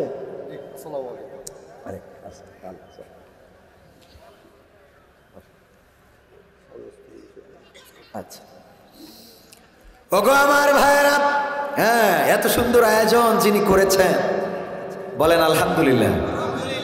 এই মানুষটার নেক হায়াত দান করুন, বলেন আমিন। এই মানুষগুলো সমাজে খুব দরকার, যারা ভালোর পক্ষে, আলোর পক্ষে, দিনের পক্ষে, ইসলামের পক্ষে কাজ করে যাবে। সবাই সবকিছু দিতে পারে না, সবার মধ্যে সবকিছু নাই। আবু তালিব ইসলাম কবুল করেননি, কিন্তু আল্লাহ রাসূলের এত বড় খুঁটি ছিলেন যে আল্লাহর রাসূলের চাচা আবু তালিব বেঁচে থাকতে রাসূলের গায়ে হাত দেওয়ার সাহস কেউ করে না। বোঝেননি কত বড় খুঁটি? এজন্য আমাদের কিছু খুঁটির দরকার। সেই খুঁটি অ্যাডভোকেট হারুন আর রশিদ সাহেব, আল্লাহ রাব্বুল আলামিন তার হায়াতে তাইয়্যিবা নসিব করে দিন, বলেন আমিন। তাহলে যে কথা বলছিলাম, ওগো আমার ভাইয়েরা, সব কিছু ফাঁকা ফাঁকা লাগে, কারণ এইগুলো আমরা আর এখন পাই না। আবার বিউটি পার্লার করা হলো, আমাদের নেতা বলল এই বিউটি পার্লার কে দিয়েছে? ঠিক না ঠিক? বিউটি পার্লার হয়েছে কাদের জন্যে? নারীদের জন্য। কাদের জন্য? নারীদের জন্য। আমার আল্লাহ বললেন ওয়াকরনা ফি বুয়ুতিকুন্না ওয়ালা তাবাররাজনা তাবাররুজাল জাহিলিয়াতিল উলা। ওগো নারীরা, পর্দার মধ্যে থাকো, জাহিলি যুগের মেয়েদের মতো সেজে গুজে নিজেদেরকে প্রদর্শন করে বেড়াইও না। কথাটা কার? আর আমরা নারীদের সাজার জন্য বিউটি পার্লার বানাইলাম, তার মানে আল্লাহর বিরুদ্ধে চলে গেছে। আল্লাহ বলছে সাজুগুজু করি মানুষ দেখানো যাবে না। বিউটি পার্লারে যারা সাজে তারা কি মানুষ দেখানোর জন্য সাজে না স্বামীর জন্য সাজে? দেখানোর জন্য। আবার বলে এই বিউটি পার্লার কে দিয়েছে? হ্যাঁ, আমার মা বোনেরা, আল্লাহ রাব্বুল আলামিন বললেন ওয়াকরনা ফি বুয়ুতিকুন্না ওয়ালা তাবাররাজনা তাবাররুজাল জাহিলিয়াতিল উলা। হঠাৎ করে আলোচনায় কেন নারীদের কথা টেনে নিয়ে আসলাম? কারণ আমার মোহতারাম হারুন আর রশিদ অ্যাডভোকেট সাহেব উনি বলেছিলেন একটু মা বোনদের নিয়ে আলোচনা করবেন, আমি ভুলে গিয়েছিলাম। এসে আবার মনে করে দিলেন মা বোনদের নিয়ে একটু আলোচনার দরকার। স্বামী এবং স্ত্রীর অধিকার, স্বামী এবং স্ত্রীর একে অপরের প্রতি দায়িত্ব এবং কর্তব্য, এইগুলো নিয়ে আলোচনার দরকার আছে না নাই? আলোচনার দরকার আছে। কারণ এখন এই আলোচনাগুলো হয় না, যার জন্য ডিভোর্সের সংখ্যা বেড়েছে। ডিভোর্সের সংখ্যা কম না বেশি? আগের থেকে অনেক বেশি। পরকীয়া বাড়ছে, নারীরা অন্যের সাথে কথা বলে, আবার স্বামীরাও অন্য মেয়ের সাথে কথা বলে, অন্য মহিলার সাথে কথা বলে, আছে না নাই? কারণ কি? কারণ হলো আজকের সমাজ ব্যবস্থায় আমরা কোরআন এবং হাদিস ভুলে গেছি। পুরুষরা তারা তাদের স্ত্রীর প্রতি দায়িত্ব কি এটা বোঝে না, আবার স্ত্রীরাও তাদের স্বামীর প্রতি দায়িত্ব কি তাও বোঝে। আল্লাহ রাব্বুল আলামিন বললেন ওগো পুরুষেরা শুনে নাও, নারী হলো তোমাদের ক্ষেতস্বরূপ, তোমরা যেভাবে চাও সেভাবে তার মাঝে প্রবেশ করতে পারো। নারীদেরকে আল্লাহ রাব্বুল আলামিন পুরুষের মনোরঞ্জনের জন্য দিয়েছেন, আবার পুরুষদের উপরেও নারীদের কিছু দায়িত্ব দিয়েছেন। আল্লাহ রাব্বুল আলামিন বিশ্ব নবী সাল্লাল্লাহু আলাইহি সাল্লামের মাধ্যমে নারীদের অধিকার এতটাই প্রতিষ্ঠিত করেছেন, যেই সমাজে নারীদের কোনো সম্মান ছিল না, নারীদের কোনো মর্যাদা ছিল না, নারীদের কোনো অধিকার ছিল না। কন্যা সন্তান হলে পা ধরে আছাড় দিত, দিয়ে মেরে ফেলতো, অথবা গলা টিপে মেরে ফেলতো, অথবা জীবন্ত কবর দিয়ে দিত। কন্যা সন্তান হওয়াটাকে যেই সমাজে অপমানজনক মনে করা হতো, লজ্জাজনক মনে করা হতো, সেই সমাজে আল্লাহর নবী সাল্লাল্লাহু আলাইহি সাল্লাম এসে নারীদের এমন সম্মান দিলেন। বিশ্বনবী বললেন ওগো আমার উম্মতেরা শুনে নাও, ওগো মক্কাবাসীরা শুনে নাও, ওগো পৃথিবীবাসীরা শুনে নাও, কারো যদি দুইটা কন্যা সন্তান হয় আর সেই দুইজন কন্যা সন্তানকে উত্তম লেখাপড়া শিখিয়ে সৎ পাত্রস্থ করে, উত্তম পাত্র দেখে বিবাহ দেয়, আল্লাহর নবী বলেছেন শুনে নাও পৃথিবীবাসী, ওই কন্যা সন্তানের পিতা এবং আমি নবী আঙ্গুল এইভাবে একসাথে করে দেখিয়েছেন, আমি নবী আর ওই কন্যা সন্তানের বাবা একসাথে জান্নাতে থাকবো। নারীরা তাদের স্বামীর প্রতি কি দায়িত্ব বোঝে না। ওই যে একবার মেকআপ করে এসেছিল, এরপরে আর কোনোদিন মেকআপ নেয় না স্বামীর জন্যে। ওই বিয়ের সময় মেকআপ করে এসেছিল, ঘুমটা খুলে দেখেছিল আরে পরিমণিরে ধরে আনছে। এই দেখার পরে কত খুশি খুশি, কিন্তু এরপরে গোসলের পরে সব শেষ। আবার তো সাজা যায়, যায় না? যায় না। কিন্তু নারীরা সাজে না। সাজে কবে? যেদিন বলে ও আমার স্ত্রী তোমারে নিয়ে আজকে মনোহারদি যাব। মনোহারদি নাকি? মনোহারদি যাব। আমার এক বন্ধু সে অনুষ্ঠান করবে, আকিকা করবে, কিংবা মুসলমানি অনুষ্ঠান, সুন্নাতে খাতনা, অথবা কোনো অনুষ্ঠান বন্ধু আয়োজন করবে, যাইতে হবে। ওরে বাবা ওই দিন এত সাজা সাজে রে, ঠিক না বেঠিক? এই সাজার পরে বন্ধুর অনুষ্ঠানে যাওয়ার পরে দোস্ত পরিচয় করাই দেয়, দোস্ত তোমার ভাবি, সালাম আলাইকুম ভাবি, কেমন আছেন? আরে বাবা ভাবি তো দেখি আমার থেকে, মানে আমারটার থেকে মাল ভালো, ঠিক না বেঠে? সাজার দরকার কোথায়? সাজলোটা কোথায়? ওই ভাবি যদি নিজের স্বামীর জন্য সাজতো তাইলে ওই স্বামী আর অন্যদিকে তাকাতো? তাকায়? টেলিভিশনে যখন পরিমণিরে দেখে, ঐশ্বরিয়া রায়, কারিনা কাপুর, আরো যারা আছে, হ্যাঁ যুবকেরা বলছে হুজুর এইগুলো হবে, হ্যাঁ এইগুলো যখন দেখে বাড়ি যেয়ে নিজের বউ ভালো লাগে না রে, মনে হয় যদি ওইগুলো পাইতাম। কিন্তু বাড়ি যে বউ আছে ওই বউ যদি ওদের মতো ছোট ছোট প্যান্ট আর ছোট ছোট জামা পরে তাইলে ওর থেকেও খারাপ লাগবে না রে, ঠিক না বেঠে? এগুলো পড়ার দরকার আছে না নাই? কেউ বলুক আর না বলুক আমি বলবো, মা বোনেরা নায়িকাদের কাপড় যদি স্বামী না কিনে দেয় নিজে কিনবেন, দরকার হলে কিনে বাড়ি পরে ও আর মোট 4 দোকানে যাবে না। বাড়ি পরিমণি, তো আমি বাড়ি যাবো কেন আরুন ভাই? বাড়ি তো পরিমণি, কিন্তু বাড়ি এমন ভাবে থাকে যে দেখে ওর আর ওই ওই নই, ওই রাস্তায় দাঁড়ালি মালটা তাই রে। আজকালকের ছেলেরা বই নিয়ে আর বসে না, ও বাবা গুগলে সার্চ করিয়া পড়ি। ওরে কালের মেয়েরা কোরআন হাদিস ধরে না, এখনকার মা বোনেরা কোরআন হাদিস পড়ে না, ও আল্লাহ টিকটকে ভিডিও ওরা করে, ঠিক না বেঠে? না নরসিংদী করে না মনে হয় করে? আজকালকের ছেলেরা বই নিয়ে আর বসে না, গুগলে সার্চ করিয়া পড়ে। আগের সময় প্রেম করিলে আমার হারুন আর রশিদ অ্যাডভোকেট বলতো পাইছো কি, এখন বলে শখ করিয়া বাবু তুমি খাইছো কি? বাবু তুমি খেয়েছ শুনা? আরে কলা দেন, কলা দেন বোঝেন তো, কলা করা। আগের সময় প্রেম করিলে মুরব্বীরা বলতো পাইছো কি, এখন বলে শখ করিয়া বাবু তুমি খাইছো কি? লজ্জা শরম নাই আইলাম কোন জামানাই, লজ্জা শরম নাই আইলাম কোন জামানাই, ভবিষ্যৎ দেখি অন্ধকারে। আজকালকের ছেলেরা বই নিয়ে আর বসে না, ও বাবা মোবাইলে সার্চ করিয়া পড়ি। নতুন করে হয়েছে চালু এখন আবার কন্টেন্ট, পরিচয় করাই দেখি এই আমার গার্লফ্রেন্ড। আসলে নাই আগে বউ নিয়ে ঘুরতি তাই লজ্জা পেত যে মানুষ না জানি কে কি বলে না বলে, আমার বাইকের পিছনে বউকে নিয়ে যাব, মানুষ হয়তো বলবে বউ পাগলা, ঠিক না বেটে?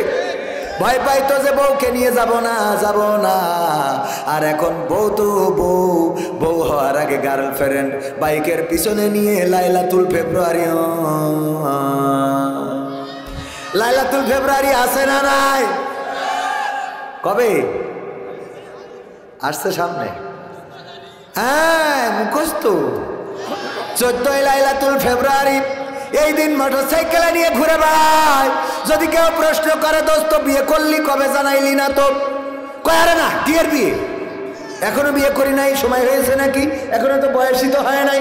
কয় তাইলে এইটাকে পরিচয় করাই দেয়, এটাই আমার গার্লফ্রেন্ড। নতুন করে হয়েছে চালু এখন আবার কন্টেন্ট, পরিচয় করাই দেখি এই আমার বয়ফ্রেন্ড। শরমের মাথা খাইয়া গেছে ওরা পাগল হইয়া, শরমের মাথা খাইয়া গেছে ওরা পাগল হইয়া, ভবিষ্যৎ দেখি অন্ধকারে। আজকালকের ছেলেরা বই নিয়ে আর বসে না, ও বাবা গুগলে সার্চ করিয়া পড়ে। ওরে এখনকার মেয়েরা কোরআন হাদিস ধরে না, এ যুগের মেয়েরা কোরআন হাদিস পড়ে না, ও আল্লাহ টিকটকে ভিডিও ওরা করে, ঠিক না ঠিক? আগের সময় মেয়ে দেখতে যাওয়া হতো, আমার অ্যাডভোকেট হারুন আর রশিদ সাহেব বিয়ে করবেন, দাদা গেল, চাচা গেল, মুরব্বীরা গেল, যাওয়ার পরে ম্যাডামকে জিজ্ঞাসা করলো, ও গো মা তুমি কি কোরআন পড়তে পারো নাকি? হ্যাঁ পারি। তাইলে 2টা লাইন পড়ে শোনাও। কোরআন বের করে সামনে দেওয়া হলো রেহালের উপরে, শোনাও তো মা। 2টা লাইন শোনালো, তারপরে বললো আয়াতুল কুরসি পারো কিনা? বললো হ্যাঁ পারি। সূরা ইয়াসিন মুখস্থ আছে কিনা? হ্যাঁ আছে। বলো দেখি। তারপরে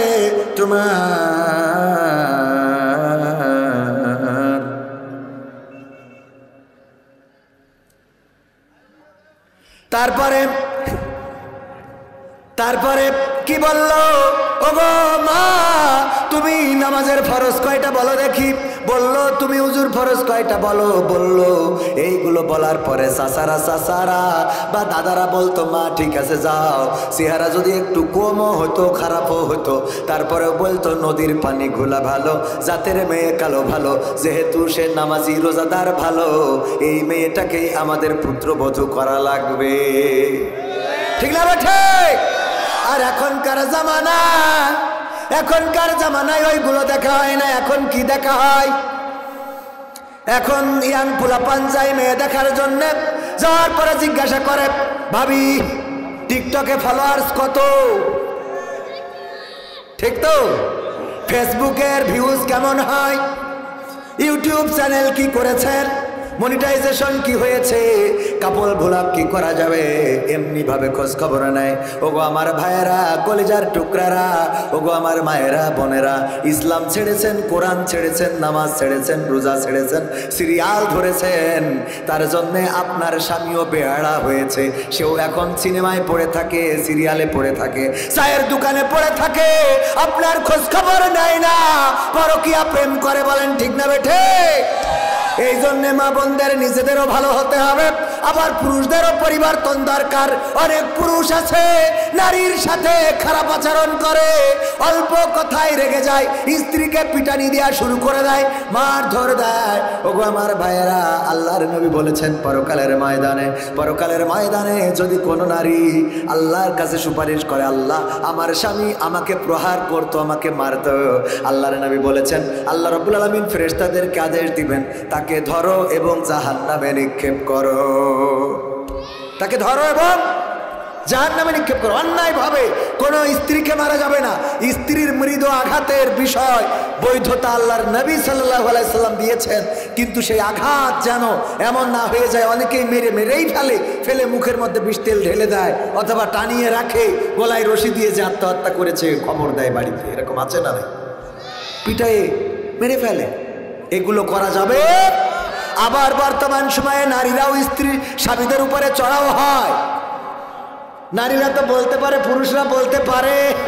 পুরুষরা বলে কবির বিন সামাদের যদি তার ওয়াইফ মেরে থাকে, তার ওয়াইফ যদি পিটায়, বলতে পারবে নাকি?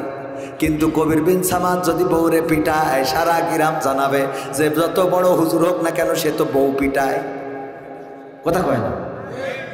অ্যাডভোকেট সাহেব উনার স্ত্রীকে মারলো, উনার স্ত্রী কোর্টে যে মামলা করতে পারে যে আমার স্বামী আজ আমার মেরেছে, হয়তো মামলাটা উনার কাছেও দিতে পারে, কারণ অ্যাডভোকেট তো। ঠিক না ভাই? ঠিক যে আমার স্বামী মেরেছে, মামলা দিতে আসলাম, মামলা নেওয়াও লাগবে। ঠিক না বেটে? মামলা নেওয়াও লাগবে, উপায় তো নাই, কারণ উনি অ্যাডভোকেট। ওগো আমার ভাইয়েরা, কেস করলো থানায়, কেসটা যদি গড়ায় যে আমার পক্ষে শুনানি করা লাগবে, আমার স্বামী আমার মেরেছে, স্বামীর নাম কি হারুন আর রশিদ, নিজের বিরুদ্ধেও দাঁড়ানো লাগতে পারে না? পারে না? নিজের বিরুদ্ধেও দাঁড়ানো লাগতে পারে, কিন্তু কোনোভাবে অ্যাডভোকেটকে যদি পিটায়, অ্যাডভোকেটের ক্ষমতা নাই স্ত্রীর বিরুদ্ধে অন্য কোনো কোর্টে মামলা করবে। আছে? কারণ এটা সমাজে অসম্মানের ব্যাপার, এটা মান মর্যাদা হানির ব্যাপার। আল্লাহর নবীর কন্যা ফাতেমা রাদিয়াল্লাহু তাআলা আনহা হাসান হুসাইনকে বললেন, ওগো হাসান হুসাইন, তোমরা বারবার আমার কাছে কেন খাবার চাও? তোমাদের আব্বাকে বলতে পারো না কেন? কারণটা কি? কারণ হলো 3 দিন ধরে হাসান হুসাইন না খাওয়া, 3 দিন ধরে হাসান হুসাইনের পেটে দানা পানি পড়ে নাই। মা ফাতেমা রাদিয়াল্লাহু তাআলা আনহার কাছে বললেন, মাগো খেতে দাও, আর কত পাথর বেঁধে রাখবো এই পেটে, মাগো একটু খাবার দাও। ওই সময় আলী রাদিয়াল্লাহু তাআলা আনহু সারা মদিনার অলিতে গলিতে ঘুরে বেরিয়েছেন, কোথাও কোনো কাজের সন্ধান করতে পারেন নাই। কাজ ম্যানেজ করতে না পারার কারণে টাকা উপার্জন করতে পারে নাই, বাড়িতে খাবারও আনতে পারে নাই। যখন গেটে ঢুকতেছেন হঠাৎ করে শুনলেন ফাতেমা বলছে, ওগো হাসান হুসাইন, বারবার আমার কাছে কেন খাবার চাও? তোমাদের আব্বাকে কেন দেখো না? তোমাদের আব্বাকে কেন বলো না? এই কথা শুনে আলী রাদিয়াল্লাহু তাআলা আনহু বাড়ি থেকে বের হয়ে গিয়েছেন। ফাতেমা রাদিয়াল্লাহু তাআলা আনহা বললেন, ওগো হাসান হুসাইন, দেখছিলাম তোমাদের বাবা বাড়িতে আসছিল, কোথায় গেল? হাসান হুসাইন বললেন, ওগো মা, যখন তুমি বলেছো কেন বারবার আমাদেরকে ডিস্টার্ব করো, কেন তোমার বাবার কাছে খাবার চাও না, আমাদের কাছে কেন খাবার চাও? এই কথা শোনার পরে আমার বাবা গেট থেকে বের হয়ে গেছে, আর বাড়িতে ঢোকে নাই। ফাতেমা রাদিয়াল্লাহু তাআলা আনহা তাড়াতাড়ি করে পর্দা করে বের হলেন, আলী রাদিয়াল্লাহু তাআলা আনহুকে খোঁজার জন্য ঘুরতে লাগলেন মক্কার অলিতে গলিতে। কোথাও খুঁজে খুঁজে পাইলেন না, ছুটে চলে গেলেন বিশ্বনবীর কাছে, বিশ্বনবী মসজিদে নববীর কাছে। বিশ্বনবীর বাসা তার একটু দূরেই ছিল। ফাতেমা রাদিয়াল্লাহু তাআলা আনহার বাড়ি এখনো আছে না নাই? দেখে আসতে পারেন, সেখানে মসজিদ বানানো হয়েছে। ওগো আমার ভাইজানেরা, ফাতেমা রাদিয়াল্লাহু তাআলা আনহা এসে বললেন, ওগো বিশ্বনবী, আমি একটা অন্যায় করে ফেলেছি, আপনার জামাতাকে আজকে কষ্ট দিয়ে ফেলেছি। আল্লাহর নবী বললেন, কি এমন কষ্ট দিয়েছো? ওগো ফাতেমা, আল্লাহর নবীর কন্যা ফাতেমা বললেন, ওগো বিশ্বনবী সাল্লাল্লাহু আলাইহি সাল্লাম, আমার স্বামী 3 দিন ধরে বাড়িতে কোনো খাবার আনতে পারে নাই। হাসান হুসাইন পেটে পাথর বেঁধে চলাচল করে, আমাকে বারবার বলে, মা গো, কোনো খাবার কি হবে? ক্ষুধা পেয়েছি ওগো মা, কোনো খাবার কি দেয়া যাবে?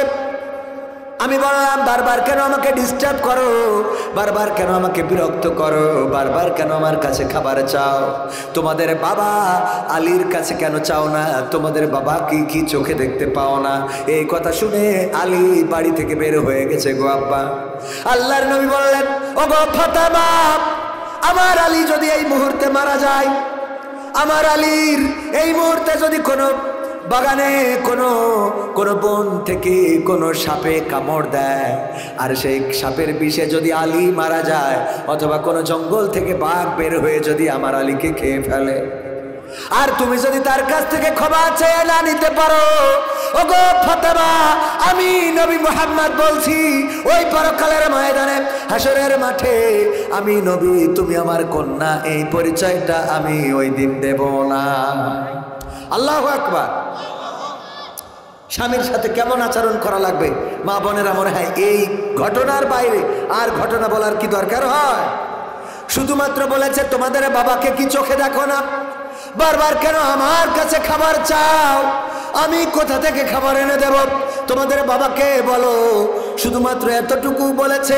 আলী রাদিয়াল্লাহু তাআলা আনহু বের হয়েছেন বাড়ি থেকে।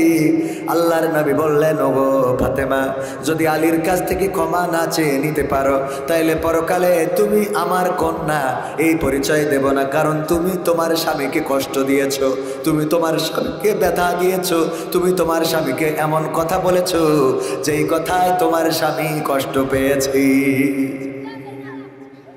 এই জন্য স্বামীদের কষ্ট দেওয়ার কথা বলা যাবে না। আবার স্বামীও এমন হতে হবে। আলী রাদিয়াল্লাহু তাআলা আনহু 3 দিন ধরে ঘুরেছেন মক্কার অলিতে গলিতে কর্মের জন্য। আর অনেক নারীর স্বামী আছে, টাকা উপার্জিত হওয়ার পরে গাঞ্জা খায়, জুয়া খেলে, তাস খেলে, খেলে টাকা পয়সা নষ্ট করে, আছে না না? আছে না না? গাঞ্জা খেয়ে টাকা নষ্ট করে, পয়সা নষ্ট করে। এই জন্যে স্বামী হতে হবে এমন স্ত্রীর কষ্টটা বুঝবে, আবার স্ত্রীও হতে হবে এমন স্বামীর দুঃখটা বুঝবে। একে অপরকে যদি বুঝে চলতে পারে, তাইলে দুনিয়ায় এই স্বামী স্ত্রীর সম্পর্কটা হবে একটা জান্নাতি সম্পর্ক, স্বর্গীয় সম্পর্ক। বলেন ঠিক কিনা? আর যে সংসারে স্বামী স্ত্রীকে সন্দেহ করে, স্ত্রী স্বামীকে সন্দেহ করে, ওই সংসারে আর কোনোদিন শান্তি আসবে? আর কোনোদিন? স্ত্রী মনে করে, হ্যাঁ আমার স্বামী মনে হয়, আবার স্বামীও মনে করে আমার স্ত্রীও মনে হয় অমুকের সাথে। এই যে সন্দেহ ঢুকে গেল, এই সন্দেহ গোটা সংসারটাকে তছনছ করে দেয়। বলেন ঠিক কিনা? আবার সন্দেহ ঢুকারও কারণ আছে। স্বামীর সাথে ভালো করে কথা বলে না, কিন্তু বল্টুর সাথে কথা বলে। ওরে বাবা, বল্টু ভাই, কতদিন হলো আপনি আমাদের বাসায় আসেন না? আসবেন বল্টু ভাই, একটু আসবেন। আর স্বামীর সাথে বলে, এই ফোনে ছিল এতক্ষণ? হ্যাঁ, এতক্ষণ ফোনে ছিল? ছাড়ি আমাদের দিকে কি বলে? ছাড়ি। মিজাজ দেখানো। কি দেখানো? স্বামী যদি একটা কিছু কিনে আনে, সে জিনিসটা পছন্দ হয় না। স্বামী যে কাপড় কেনে, রং ভালো না, স্বামী যে বাড়ি করিছে ডিজাইন ভালো না, স্বামী যে কালার করিছে পছন্দ হয় নাই, স্বামী যে মাছ কিনেছে তাতে সব কাটা, স্বামী যে ওল কিনেছে ওতে গাল চুলকায়, স্বামী যে তরকারি কিনেছে সেটা সিদ্ধ হয় না। এরকম নারী আছে না নেই? আল্লাহর নবী বললেন, ওগো নারীরা তোমরা বেশি বেশি সাদাকা করো, কারণ আমি বিশ্ব নবী মেরাজে যে দেখলাম অধিকাংশ নারীরা জাহান্নামী। আল্লাহর নবী সাল্লাল্লাহু আলাইহি সাল্লাম এটা বলার পরে সাহাবীরা জিজ্ঞাসা করলেন, ওগো বিশ্ব নবী কোন কারণে নারীরা বেশি জাহান্নামী? আল্লাহর নবী সাল্লাল্লাহু আলাইহি সাল্লাম বললেন, দুইটা কারণে বেশি জাহান্নামী। কারণ কয়টা? সবাই বলেন কয়টা? এটা শেখা দরকার, এটা আপনাদেরও জানা দরকার, যেন নারীদেরকে বলতে পারেন। নারীদেরকে এই ওয়াজ বলা যাবে না, যাবে না? নারীদেরকে বলবেন, বাড়িতে স্ত্রীকে সালাম দিবেন, আসসালামু আলাইকুম ইয়া হাবিবি। হ্যাঁ, দেওয়া যাবে না, যাবে না? স্ত্রীদের তো সালাম, তবে আজকে দিয়েন না, আজকে দিলে আবার উনি মনে করবে মনে হয় জেন লেগেছে। তা না হলে যে দরজায় এসে লাথি দিয়ে বলে এই দরজা খোল, সে যদি আজ যে সালাম দেয় তাহলে বলবো আম্মা নিশ্চয় আপনার ছেলের ঘাড়ে ভূত লেগেছে, ও তো সালাম দিয়া বান্দা না। ঠিক না বে ঠিক? এরকম আছে না নাই? হুজুর ওয়াজ করেছে, স্ত্রী যদি নামাজ না পড়ে স্বামী জাহান্নামে যাবে। স্ত্রী যদি নামাজ না পড়ে স্বামী জাহান্নামে যাবে। বাড়িতে স্ত্রী ডেকে বলছে এই ওর, বলছে কেন? বলছে ওর তো নামাজ পড়তে হবে। বলছে কে জন্য? বলছে হুজুর আইলো যশোরেতে, বললো স্ত্রী যদি নামাজ না পড়ে স্বামী জাহান্নামে যাবে। তবে তো অসুবিধা কি? অসুবিধা কি মানে? তুই আমার বউ, তোর জন্য আমি জাহান্নামে যাবো? ওঠ। বলছে এই শীতের রাত, এই রাত 12টার সময় তুমি ঝামেলা করিও না, কালকেতে পড়বো। কে আর কালকে তাইজ করতে, কাল বেশি থাকবো তার কিনা। ওঠ। বলছে কে ওয়াজ কি ওয়াজ শুনেছি? ওয়াজ শুনেছি স্ত্রী নামাজ না পড়লে স্বামী জাহান্নামে। বলছে নামাজ তো তুমিও পড়ো না। তো বলছে আমার জন্য আমি জাহান্নামে যাবো, অসুবিধা নেই। তোর জন্য যাবো কেন? তোর জন্য যাবো কেন? জোর করে উঠায় উজু করে এসে শীতের রাত, উজু করে কাঁপুনি ধরে গেছে। উজু করে এসে রাত 12টা, 12:30, 1টার সময় স্ত্রী বলছে, ওগো স্বামী এবার বলো এই রাত 1টার সময় কোন ওয়াক্তের নামাজ কয় রাকাত, কি পড়বো, কোন সূরা আগে পড়বো, কোন সূরা পরে, কোন জায়গায় বৈঠক করবো, কোন জায়গায় করবো না। কয় যা হয় পড়। এখন গলার টোন কি? যা হয় পড়। যা হয় পড় মানে কি? তুমি আমার এই রাত 12টার সময় উঠালে কষ্ট করে, শীতের রাত উজু করলাম, এখন বলো কোন ওয়াক্তের নামাজ কয় রাকাত, কি পড়বো, কোন সূরা পড়বো। না হইলে তুমি সামনে দাঁড়াও, আমি ইক্তেদাই তু ভেজাল ইমাম, আমি তোমার পিছনে দাঁড়াচ্ছি, তুমি নামাজ পড়াও, আমি তোমার পিছনে। ব্যাস, স্বামী বিপদে পড়েছে না পড়ে? আছে না নাই? কয় কাল খেতে পয়সা নেই, এত কথার কি আছে? সব হয়ে গেল আমল করা। এরকম স্বামী যদি হন, স্ত্রীকে নামাজি বানানো যাবে। বরং স্বামী স্ত্রী যদি বেনামাজি হয়, স্বামী ফজরের আজানের সময় ওঠেন, তারপরে উজু করেন, আস্তে করে মসজিদে চলে যান। আপনি 1 দিন 2 দিন 3 দিন যাইতে যাইতে দেখবেন নামাজের সময় আপনার স্ত্রীও উঠে গেছে, উজু করে নামাজে দাঁড়িয়ে গেছে। আপনি তো নামাজে যান না, স্ত্রী নামাজ পড়ে, নামাজ পড়ে, নামাজ পড়ে, আস্তে আস্তে ওই স্ত্রীও নামাজ পড়বে। নামাজ পড়বে না, আপনি সারাদিন টেলিভিশন চায়ের দোকানে থাকলে আপনার স্ত্রীও টেলিভিশন সিরিয়াল দেখবে না, দেখবে না? এই জন্য আমাদেরও পরিবর্তন আছে, দরকার আছে না নাই? নিজেদের আগে পরিবর্তন করেন, সমাজটা পরিবর্তন হয়ে যাবে। স্ত্রীর জন্য নিজেদেরকে গড়ে তোলেন। আপনি স্ত্রীর জন্য ভালো কিছু করেন, প্রতিদিন আপনার স্ত্রী মশারি টানায় দেয়, আপনি একটু আগে থেকে মশারি টানান। প্রতিদিন কয়েল জ্বালিয়ে দেয়, আপনি একদিন আগে জ্বালান। প্রতিদিন আপনার স্ত্রী তরকারি কুটে বেছে রান্না করে, আপনি একদিন রান্নাঘরে যেয়ে স্ত্রীর তরকারি কুটে দেওয়া শুরু করে দেন। ওরে বাবা, আপনি যখন করবেন স্ত্রী থাকবেন, খুব খুশি হবে। তবে আমাদের দেশের স্ত্রীরা প্রথম দিন গেলে বলবে, হ্যাঁ কলা মারতে হবে না, বেরোত, তোমার এত কলা এত দরদ দেখানো লাগবে না। বলবে না, বলবে না এত দরদ, তার মানে এতদিন তো দেখান নাই, আজকে কেন এত দরদ দেখান? যাবেন রান্নাঘরে, স্ত্রীর তরকারি খুঁটে দিয়ে সহযোগিতা করবেন। আমার সময় কয়টা একটু বলি, বলি তারপর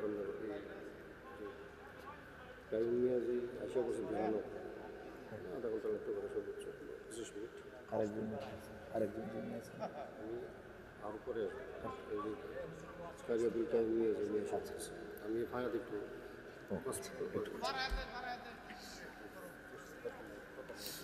আমার ভাইজান একটু কথা বলবেন, তারপরে আমরা আবার কন্টিনিউ করবো ইনশা। এখন আমাদের সামনে আমাদের গ্রামে কদর আমাদের বোঝা দরকার। আল্লাহ এই মানুষগুলোর কদর করার তৌফিক দান করুন, বলেন আমিন। এই মানুষগুলো একা, এই যে আয়োজন, এটা সারা গ্রামবাসী মিলেও যা করতে পারবে না, সেই আয়োজন উনি একাই করেছেন না। সহজে পাইলে সেটার মূল্যায়ন থাকে কম, সহজে যেটা পাওয়া যায় সেটার দাম কম না বেশি? সন্তান যার প্রতি বছর হয় ও সন্তানের কদরই বোঝে না, কিন্তু যার 10 বছর বিয়ে করা হয়ে গেছে, একটা বাচ্চা হয় নাই, সেই জানে সন্তানের মর্যাদা কত। আমি আইটিভি বিরক্ত করবো। এই আমাদের মাঝে এই মতো আসছেন চন্দ্রা ফাজিল মাদ্রাসা প্রিন্সিপাল ঢাকা ইউনিভার্সিটি ছাত্র এবং হাফেজ হযরত মনীষকে আমার আসলে বসার জন্য আমি অনুরোধ জানাচ্ছি। অনুকে এসে করেন সে শুধু চন্দ্রা তোমার ক্ষেত্রে কিন্তু চন্দ্রা গ্রাম, আপনার যারা নাম সব অভিজ্ঞতা জানেন, 74 পূর্ব বছর চন্দ্রা গ্রাম, সেই চন্দ্রা গ্রামের মধ্যে একটা ফাজিল মাদ্রাসা, সে ফাজিল মাদ্রাসা ব্যস্ত করবো আমার ঢাকা ইউনিভার্সিটি ছাত্র আমার পুরানো হাফেজ দেখেন কোনের ভূত কত ভূমি অধিকারী হলো উনি চলে আসছে সবার জন্য। উদ্দেশ্য হলো আমরা আসলে তো আসবে না, তার থেকে আসতে পারতেছি না। সবাইকে আসার অভিজ্ঞ করুক, সবাই ভালো থাকুন, সুস্থ থাকুন। আসসালামু আলাইকুম রহমতুল্লাহি ওয়া বারাকাতুহু। সবাই দুরূদ পড়েন। আল্লাহুম্মা সাল্লি আলা সাইয়্যিদিনা মাওলানা মুহাম্মদ ওয়া আলা আলি সাইয়্যিদিনা। কি ঝিমাই গেছেন আপনারা? কষ্ট হচ্ছে আপনাদের? শোনেন, মুসলমান ঝিমাইয়ে পড়লে হবে না। নরসিংদী একমাত্র জেলা যে জুলাইয়ের গণবিপ্লবের সময় সম্ভবত জেলখানা পুরো খালি হয়ে গেছে, ঠিক না বেঠে? আগে জেলখানায় আসামি সব ভালো মন্দ সব ছাড়িতেছে, যা কইরে খা। একমাত্র নরসিংদী ছাড়া অন্য কোনো জেলার জেলখানা এরকম আমরা দেখি নাই। দেখেছেন তো? সুতরাং নরসিংদীর মানুষ তো এত ঝিমিয়ে পড়ার কথা না। নারায়ে তাকবীর, আওয়াজ হয় নাই। সাহস নিয়ে দাঁড়িয়েছ তাই মুক্ত হয়েছে জমিন, সাহস করে দাঁড়ালে আর একবার কায়েম হয়ে যাবে দিন। সাহস নিয়ে দাঁড়িয়েছ তাই মুক্ত হয়েছে জমিন, সাহস করে দাঁড়ালে আর একবার কায়েম হয়ে যাবে দিন। নয় নয় নয় আর কোনো ভয়, আনতে হবে দিনের বিজয়। নয় নয় নয় আর কোনো ভয়, আনতে হবে দিনের বিজয়, দিনের বিজয়। যারা ভেবেছিল ছাড়বে না আর ক্ষমতার মসনদ, দেখেছে তারা রবের পাকড়াও কি করে করে নাস্তানাবুদ। যারা ভেবেছিল ছাড়বে না আর ক্ষমতার মসনদ, দেখেছে তারা রবের পাকড়াও কি করে করে নাস্তানাবুদ। তাই নয় নয় নয় আর কোনো ভয়, আনতে হবে দিনের বিজয়, দিনের বিজয়। মানুষের সাথে যারা করেছে দুশ্মনী, করেছে বাড়াবাড়ি, দেশের বুকে তাদের হয় কি তো জায়গা, যেতে হলো মামার বাড়ি। মানুষের সাথে যারা করেছে দুশ্মনী, করেছে বাড়াবাড়ি, দেশের বুকে তাদের হয়নি তো জায়গা, যেতে হলো মামার বাড়ি। তাই নয় নয় নয় আর কোন ভয়, আনতে হবে দিনের বিজয়, দিনের বিজয়। কাবা রক্ষাই যেই মহারব পাঠিয়েছিলেন আবাবিল, আজও তিনি দয়াময় তেমনি আছে, বদলেনি তো এক দিল। কাবা রক্ষাই যেই মহারব পাঠিয়েছিলেন আবাবিল, আজও তিনি দয়াময় তেমনি আছে, বদলেনি তো এক দিল। তাই নয় নয় নয় আর কোন ভয়, আনতে হবে দিনের বিজয়, দিনের বিজয়। সাহস নিয়ে দাঁড়িয়েছ তাই মুক্ত হয়েছে জমিন, সাহস করে দাঁড়ালে আর একবার কায়েম হয়ে যাবে দিন। ঠিক না বেঠে? সেই সাহস নিয়ে দাঁড়ানোর দরকার আছে না নাই? নরসিংদীর মানুষের সেই সাহস কি আছে? তাইলে তাকবীর দেব, এমন তাকবীর যেন সামিয়ানা ছিঁড়ে যায়। মনে থাকবে? লিল্লাহি তাকবীর, আরো জোরে আওয়াজ দিতে হবে। এই আওয়াজ তো এখন কেবলমাত্র মনোহর দ্বীপ পর্যন্ত গিয়েছে, এমন আওয়াজ দিতে হবে যাতে নরসিংদী নয়, ঢাকা নয়, এই আওয়াজ যেন আরশে আজিম, আসতে বললেও পৌঁছায় না, পৌঁছায় না, কিন্তু একটু জোরে বলতে হবে। আমরা আবার মাঝে মাঝে আবেগে বলি ফেলি আরশে আজিম পর্যন্ত, কিন্তু আরশে আজিমে আসতে ডাকলেও শোনেন কে? ইউনূস আলাইহিস সালাম ডাক দিলেন, মাছের পেট থেকে রাতের অন্ধকার, পানির অন্ধকার আর মাছের পেটের অন্ধকার। ইউনূস আলাইহিস সালাম বললেন, লা ইলাহা ইল্লা আনতা সুবহানাকা ইন্নী কুনতু মিনাজ জালিমিন। আল্লাহ রাব্বুল আলামিন বললেন, ওগো ইউনূস, তুমি ডাক দিয়েছো রাতের অন্ধকার, মাছের পেটের অন্ধকার আর পানির অন্ধকার, সেই অন্ধকারের মধ্য থেকে ডাক দিলে পৃথিবীর কোনো মানুষ শোনে নাই, আমি আল্লাহ আরশে আজিম থেকে ডাকের সাড়া দিলাম। সুবহানাল্লাহ বলবেন না? লিল্লাহি তাকবীর। আল কোরআনের আলো সংসদে জালো, সংসদে জ্বালতে ইচ্ছে করে না, কোরআন সংসদে জ্বাললেই তো উপকার। কবির বিন সামাদ ওয়াজ করে, ভাই ওগো চোর ভালো হয়ে যাও, মাসুদ ভালো হয়ে যাও, চোর ভালো হয়ে যাও, চোর আর চুরি করো না। কিন্তু এই কোরআনের আইন কি? চোর যদি চুরি করে শাস্তি কি? হাত কেটে দাও। আমি ওয়াজ করলাম চোর আর চুরি করো না, আর চুরি করা যাবে না।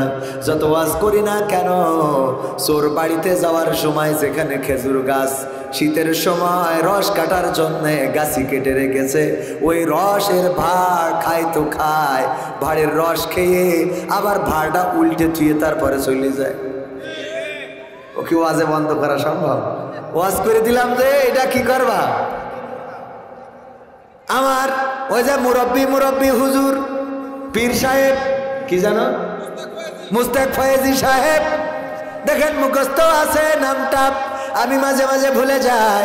পীর সাহেব মুস্তাক ফয়েজি বলতেছে, একজনও উঠে যাওয়া যাবে না, একজনও যাওয়া, একজন উঠিতে লোক মানে উঠেছে, বলছে করে যাও, কয় পিসাব করতে যাবো, তো বলছে যাও পিসাব ফিরে তাড়াতাড়ি চলে এসো। তো না যাইয়ে খালি চারিদিকে লোক খুঁজ দিছে, মানুষ খুঁজছে, মানুষ বলছে কারে বিশ্রাও, কয় আমার ভাতিজা আইছে ওরে খুঁজ দিছি। কেন?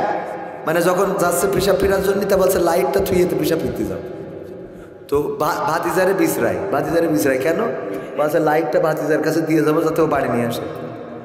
তার মানে ও কি থাকবে পিসাব ফেরার নাম করে?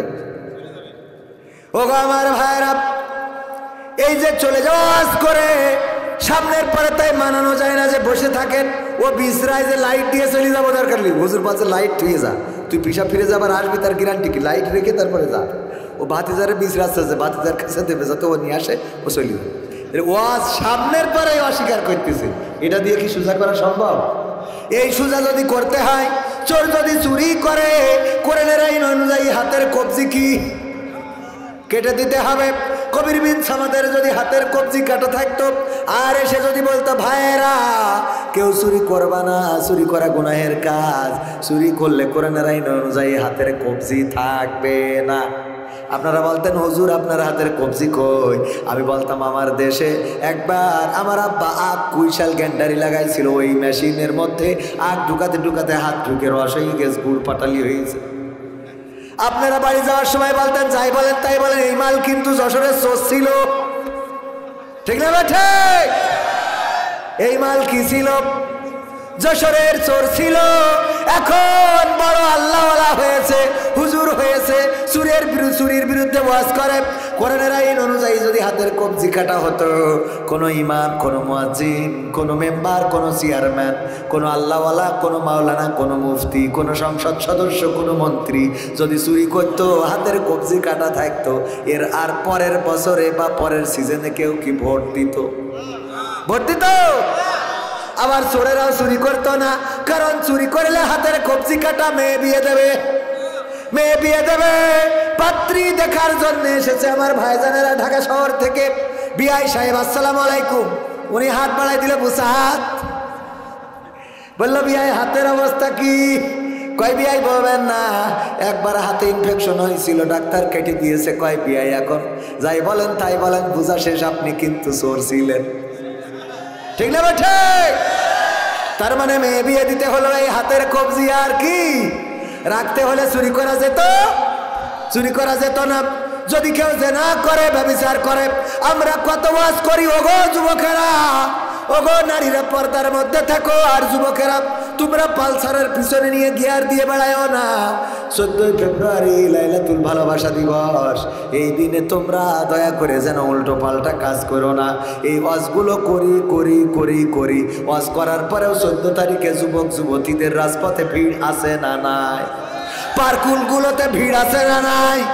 পার্কগুলোতে ভিড়, রাজপথে ভিড়, রিসোর্টে ভিড়, ব্রিজের উপরে ভিড়, সেলফি তোলে, নিয়ে বেড়ায়। কত ওয়াজ করলাম, এই বছরের পর বছর ভালো বানাইতে পারলাম না। কিন্তু যদি একটা শাস্তি, জেনার শাস্তি, ব্যভিচারের শাস্তি কি মাজা পর্যন্ত গেড়ে দাও, তারপরে ইট পাথরে নিক্ষেপ করে হত্যা করো, ঠিক না বেঠে? এই একটা শাস্তি যদি নরসিংদী এই হিতাশী গ্রামে যদি এমন একটা শাস্তি কার্যকর করা হতো, আর হিতাশী গ্রামবাসী যদি দেখতো, এটা দেখার পরে এলাকার মানুষ ক্যামেরায়, ভিডিওয়, ফেসবুকে দেখার পরে লাইলাতুল ফেব্রুয়ারিতে কেউ কি বাড়িতে বেরোতো বলেন? 14 ফেব্রুয়ারিতে কেউ বাড়িতে বেরোতো? বলতো মাপ মাপ চাই, আজকে দেখা হবে না, ঠিক না বেঠে? খেলা হবে না। সত্য না মিথ্যা? কোরআনের আইন ওয়াজ করে ঠিক করতে পারবো না। কোরআনের আইন কায়েম হয়ে যাবে, অ্যাডভোকেট হারুনার রশিদ রায় দেবে কবির বিন সামাদ জেনা করার অপরাধে অপরাধী, কারণ এবং তার সঙ্গে সার করতে হবে, কারণ সে বিবাহিত। অবিবাহিতদের আবার একটু ছাড় আছে, 100 বেত্রাঘাত। হ্যাঁ, যুবকরা বলছে যাকটাও ভালো, 100 বেত্রাঘাত, কিন্তু ধর্ষণ করলে ওই ছাড়ও নাই। ধর্ষণ করলে সঙ্গে ছাড়। ধর্ষণ করা, অপহরণ আছে না নাই? বরিশালে ঘটে গেছে। ঢাকা শহরে থাকে, দাদার বাড়িতে এসেছে বেড়াতে, ছোট বাচ্চা শিশু, এই শিশুটারে অপহরণ করা হলো, টাকা দাবি করা হলো, দিতে অস্বীকৃতি জানানোর কারণে বাচ্চাটারে হত্যা করে ফেললো। হত্যার বদলে কোরআনের আইনটা কি? কোরআনের আইন হলো হত্যার বদলে হত্যা। যদি কোনো একটা হত্যার বদলে সরাসরি প্রকাশ্যে দিবালোকে এই নরসিংদীর মাটিতে, যদি নরসিংদীর শহরের উপরে ওই 0 পয়েন্টে গোল চত্বরে কোনো একজনকে যদি হত্যা করা হতো, গোটা বাংলাদেশে আর কেউ কাউরে হত্যা করার সাহস পেত না। আমি ওয়াজ করি ভালো বানাবো, ওয়াজ তো শোনে, ওয়াজ শুনে যে অপহরণ করে, ওয়াজ শুনে যে অপহরণ করে।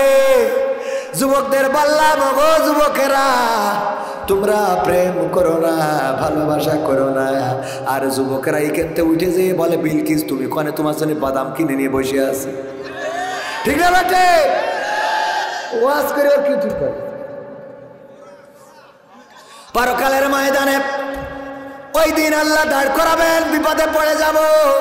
ওই যে বলছিলাম, ইকরা কিতাবাকা কাফা বিনাফসিকা আল-ইয়াওমা আলাইকা হাসিবা। ওই দিন কিতাব হাতে ধরাই দেবে, দেওয়ার পরে বলবে, তোমার কিতাব তুমি পড়ে তোমার হিসেব করো। কিতাব ধরাবে। এর আগে একটু ঘটনা ঘটবে। সেটা কি?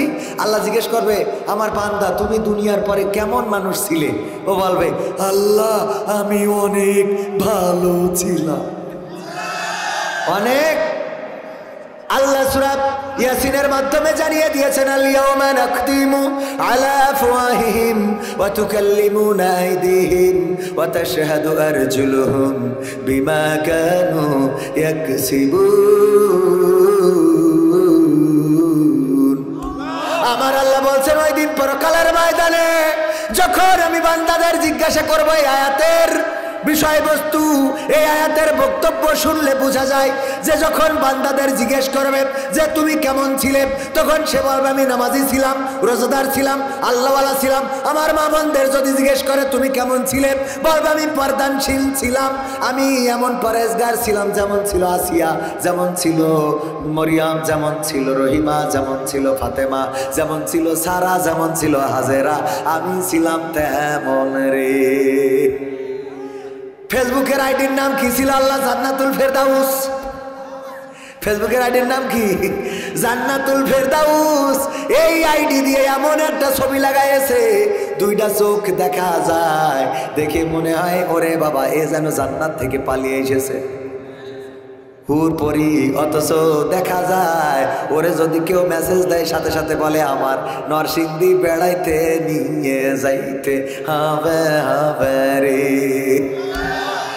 এত জান্নাতুল ফেরদাউস। তুমি যার লাগিয়া এমবি ভরো, তার তো বাটন ফোন।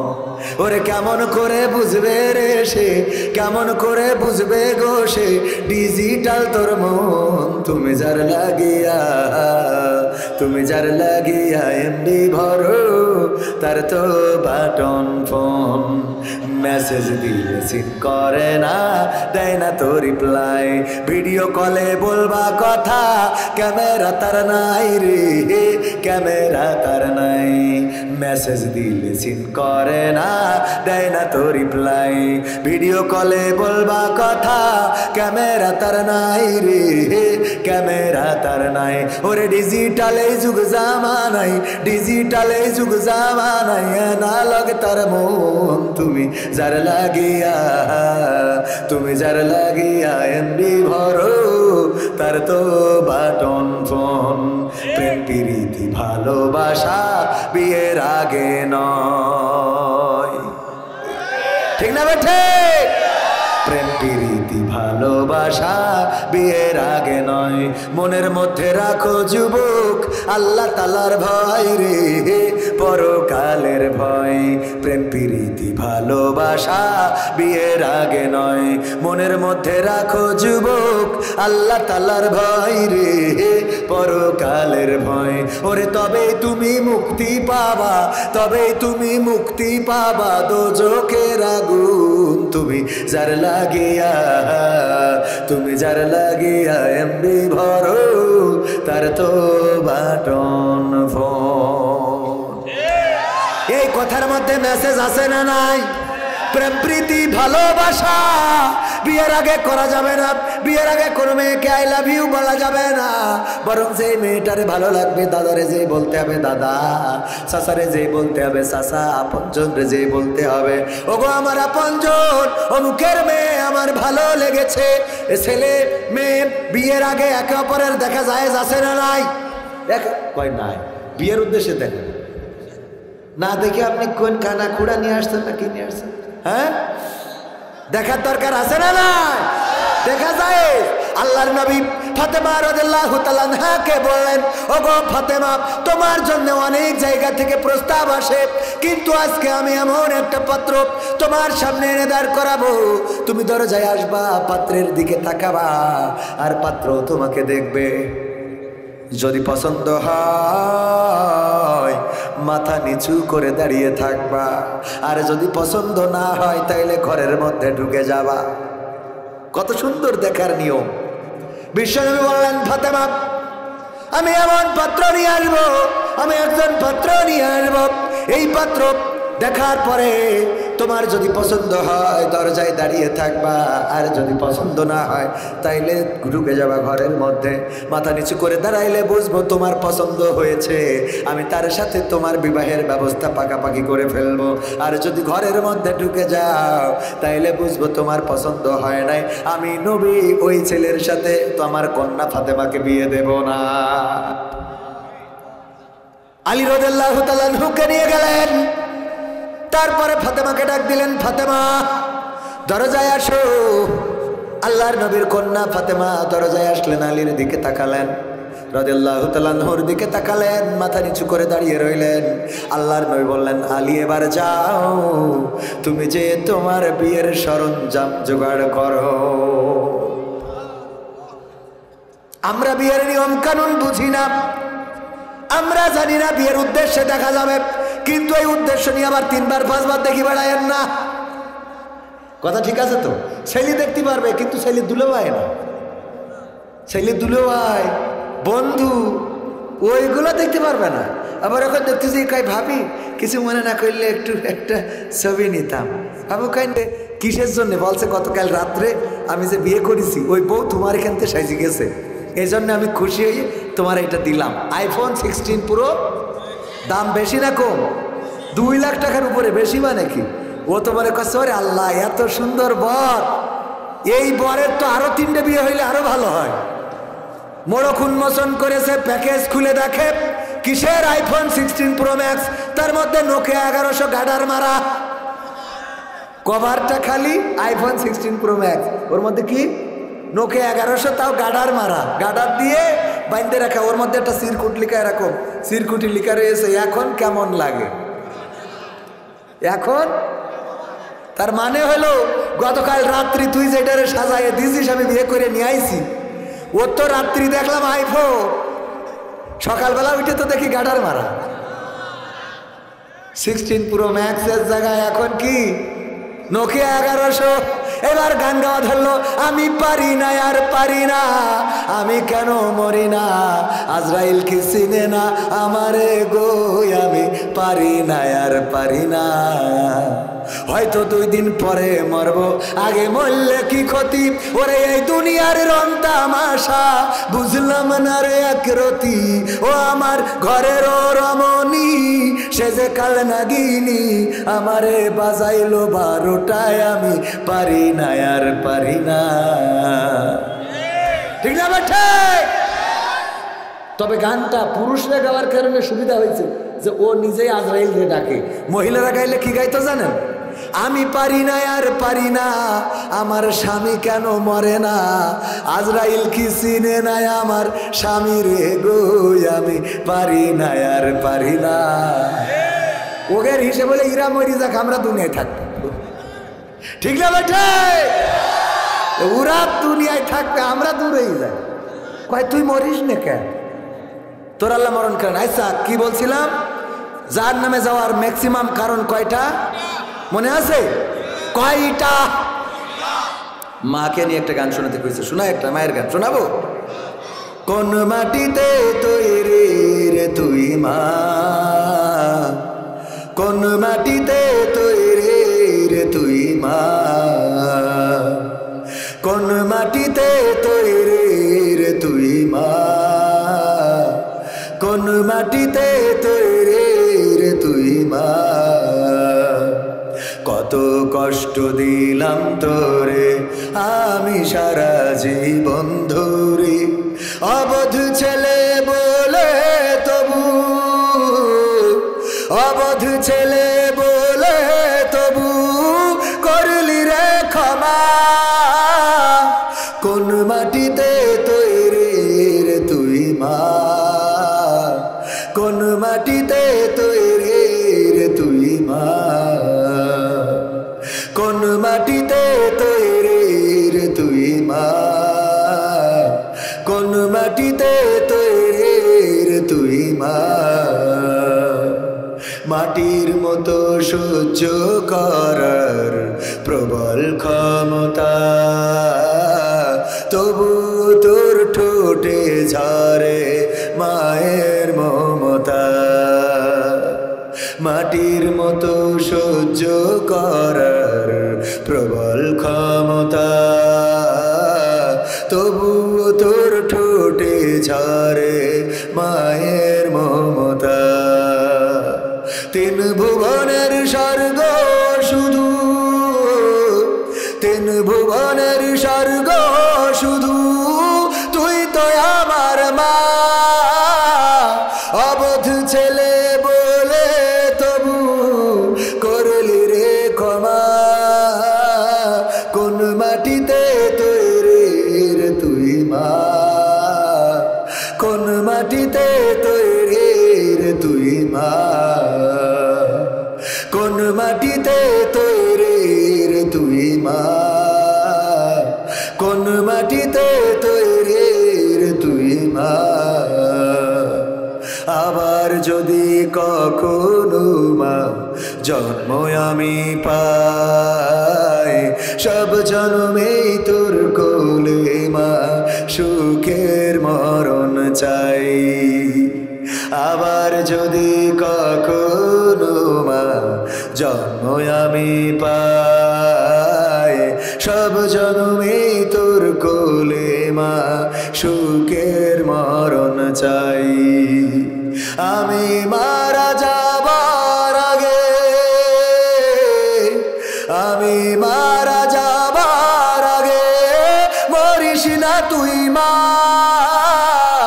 অবধ ছেলে বলে তবু করলি রে ক্ষমা, কোন মাটিতে তৈরি রে তুই মা, কোন মাটিতে তৈরি রে তুই মা, কোন মাটিতে তৈরি রে তুই মা, কোন মাটিতে তৈরি রে তুই মা। কত কষ্ট দিলাম তোরে আমি সারা জীবন ধরে, অবধ ছেলে বলে তবু, অবধ ছেলে বলে তবু করলি রে ক্ষমা, কোন মাটিতে তৈরি রে তুই মা, কোন মাটিতে তৈরি রে তুই মা, কোন মাটিতে তৈরি রে তুই মা, কোন মাটিতে তৈরি রে তুই মা, কোন মাটিতে তৈরি রে তুই মা, কোন মাটিতে তৈরি রে তুই মা।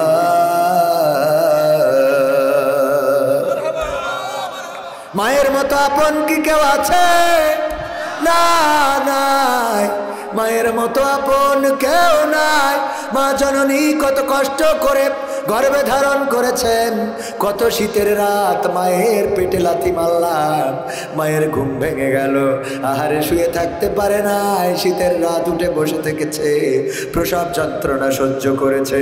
ওগো আমার ভাইয়েরা, মা জননী রক্তে ভেসে গেল, সন্তান প্রসব করে দুনিয়ায় আসলো, কলিজার টুকরা সন্তানের মুখ দেখে সকল কষ্ট ভুলে গেল। বুকের দুগ্ধ পান করা লড়াইটি বছর ধরে, বুকের দুগ্ধ পান করায় তিলে তিলে বড় করল, মাথার চুলা ছেড়ে দেয়া, কাপড় পরিয়ে দেয়া, শীতের রাত সবাই ঘুমিয়ে যায়, মা জননী সন্তানকে নিয়ে জেগে থাকে, অসুস্থ হইলে সবাই ঘুমিয়ে যায়, মা জননী মাথার কাছে জেগে থাকে। আমার কলেজার টুকরা সন্তান আল্লাহর কাছে দোয়া করে, ওগো আল্লাহ তুমি যদি চাও আমারে নিয়ে নাও রে, কিন্তু আমার সন্তানটা নিও না। এই মা জননী এত কষ্ট করে সন্তান বড় করলো, বিবাহ দিল, আর কি এমন হয়ে গেল, বিয়ের পরে সন্তান আর মা জননীকে মা বলে ডাক দেয় না, মা জননীর খোঁজ খবর নেয় না, মায়ের সাথে ভালো করে কথা বলে না। এমনকি একটা সময় এমন এসে যায় মায়ের সাথে খারাপ আচরণ করে, বাড়ি থেকে বের করে দেয়। এমন আছে না নাই?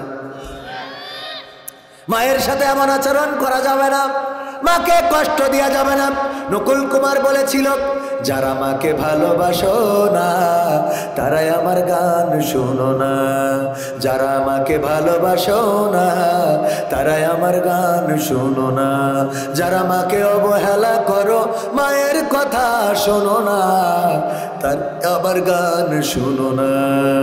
আমার কথা হলো, যারা মাকে ভালোবাসো না তারাই আমার আওয়াজ শোনো না। মাকে ভালোবাসার দরকার আছে না নাই?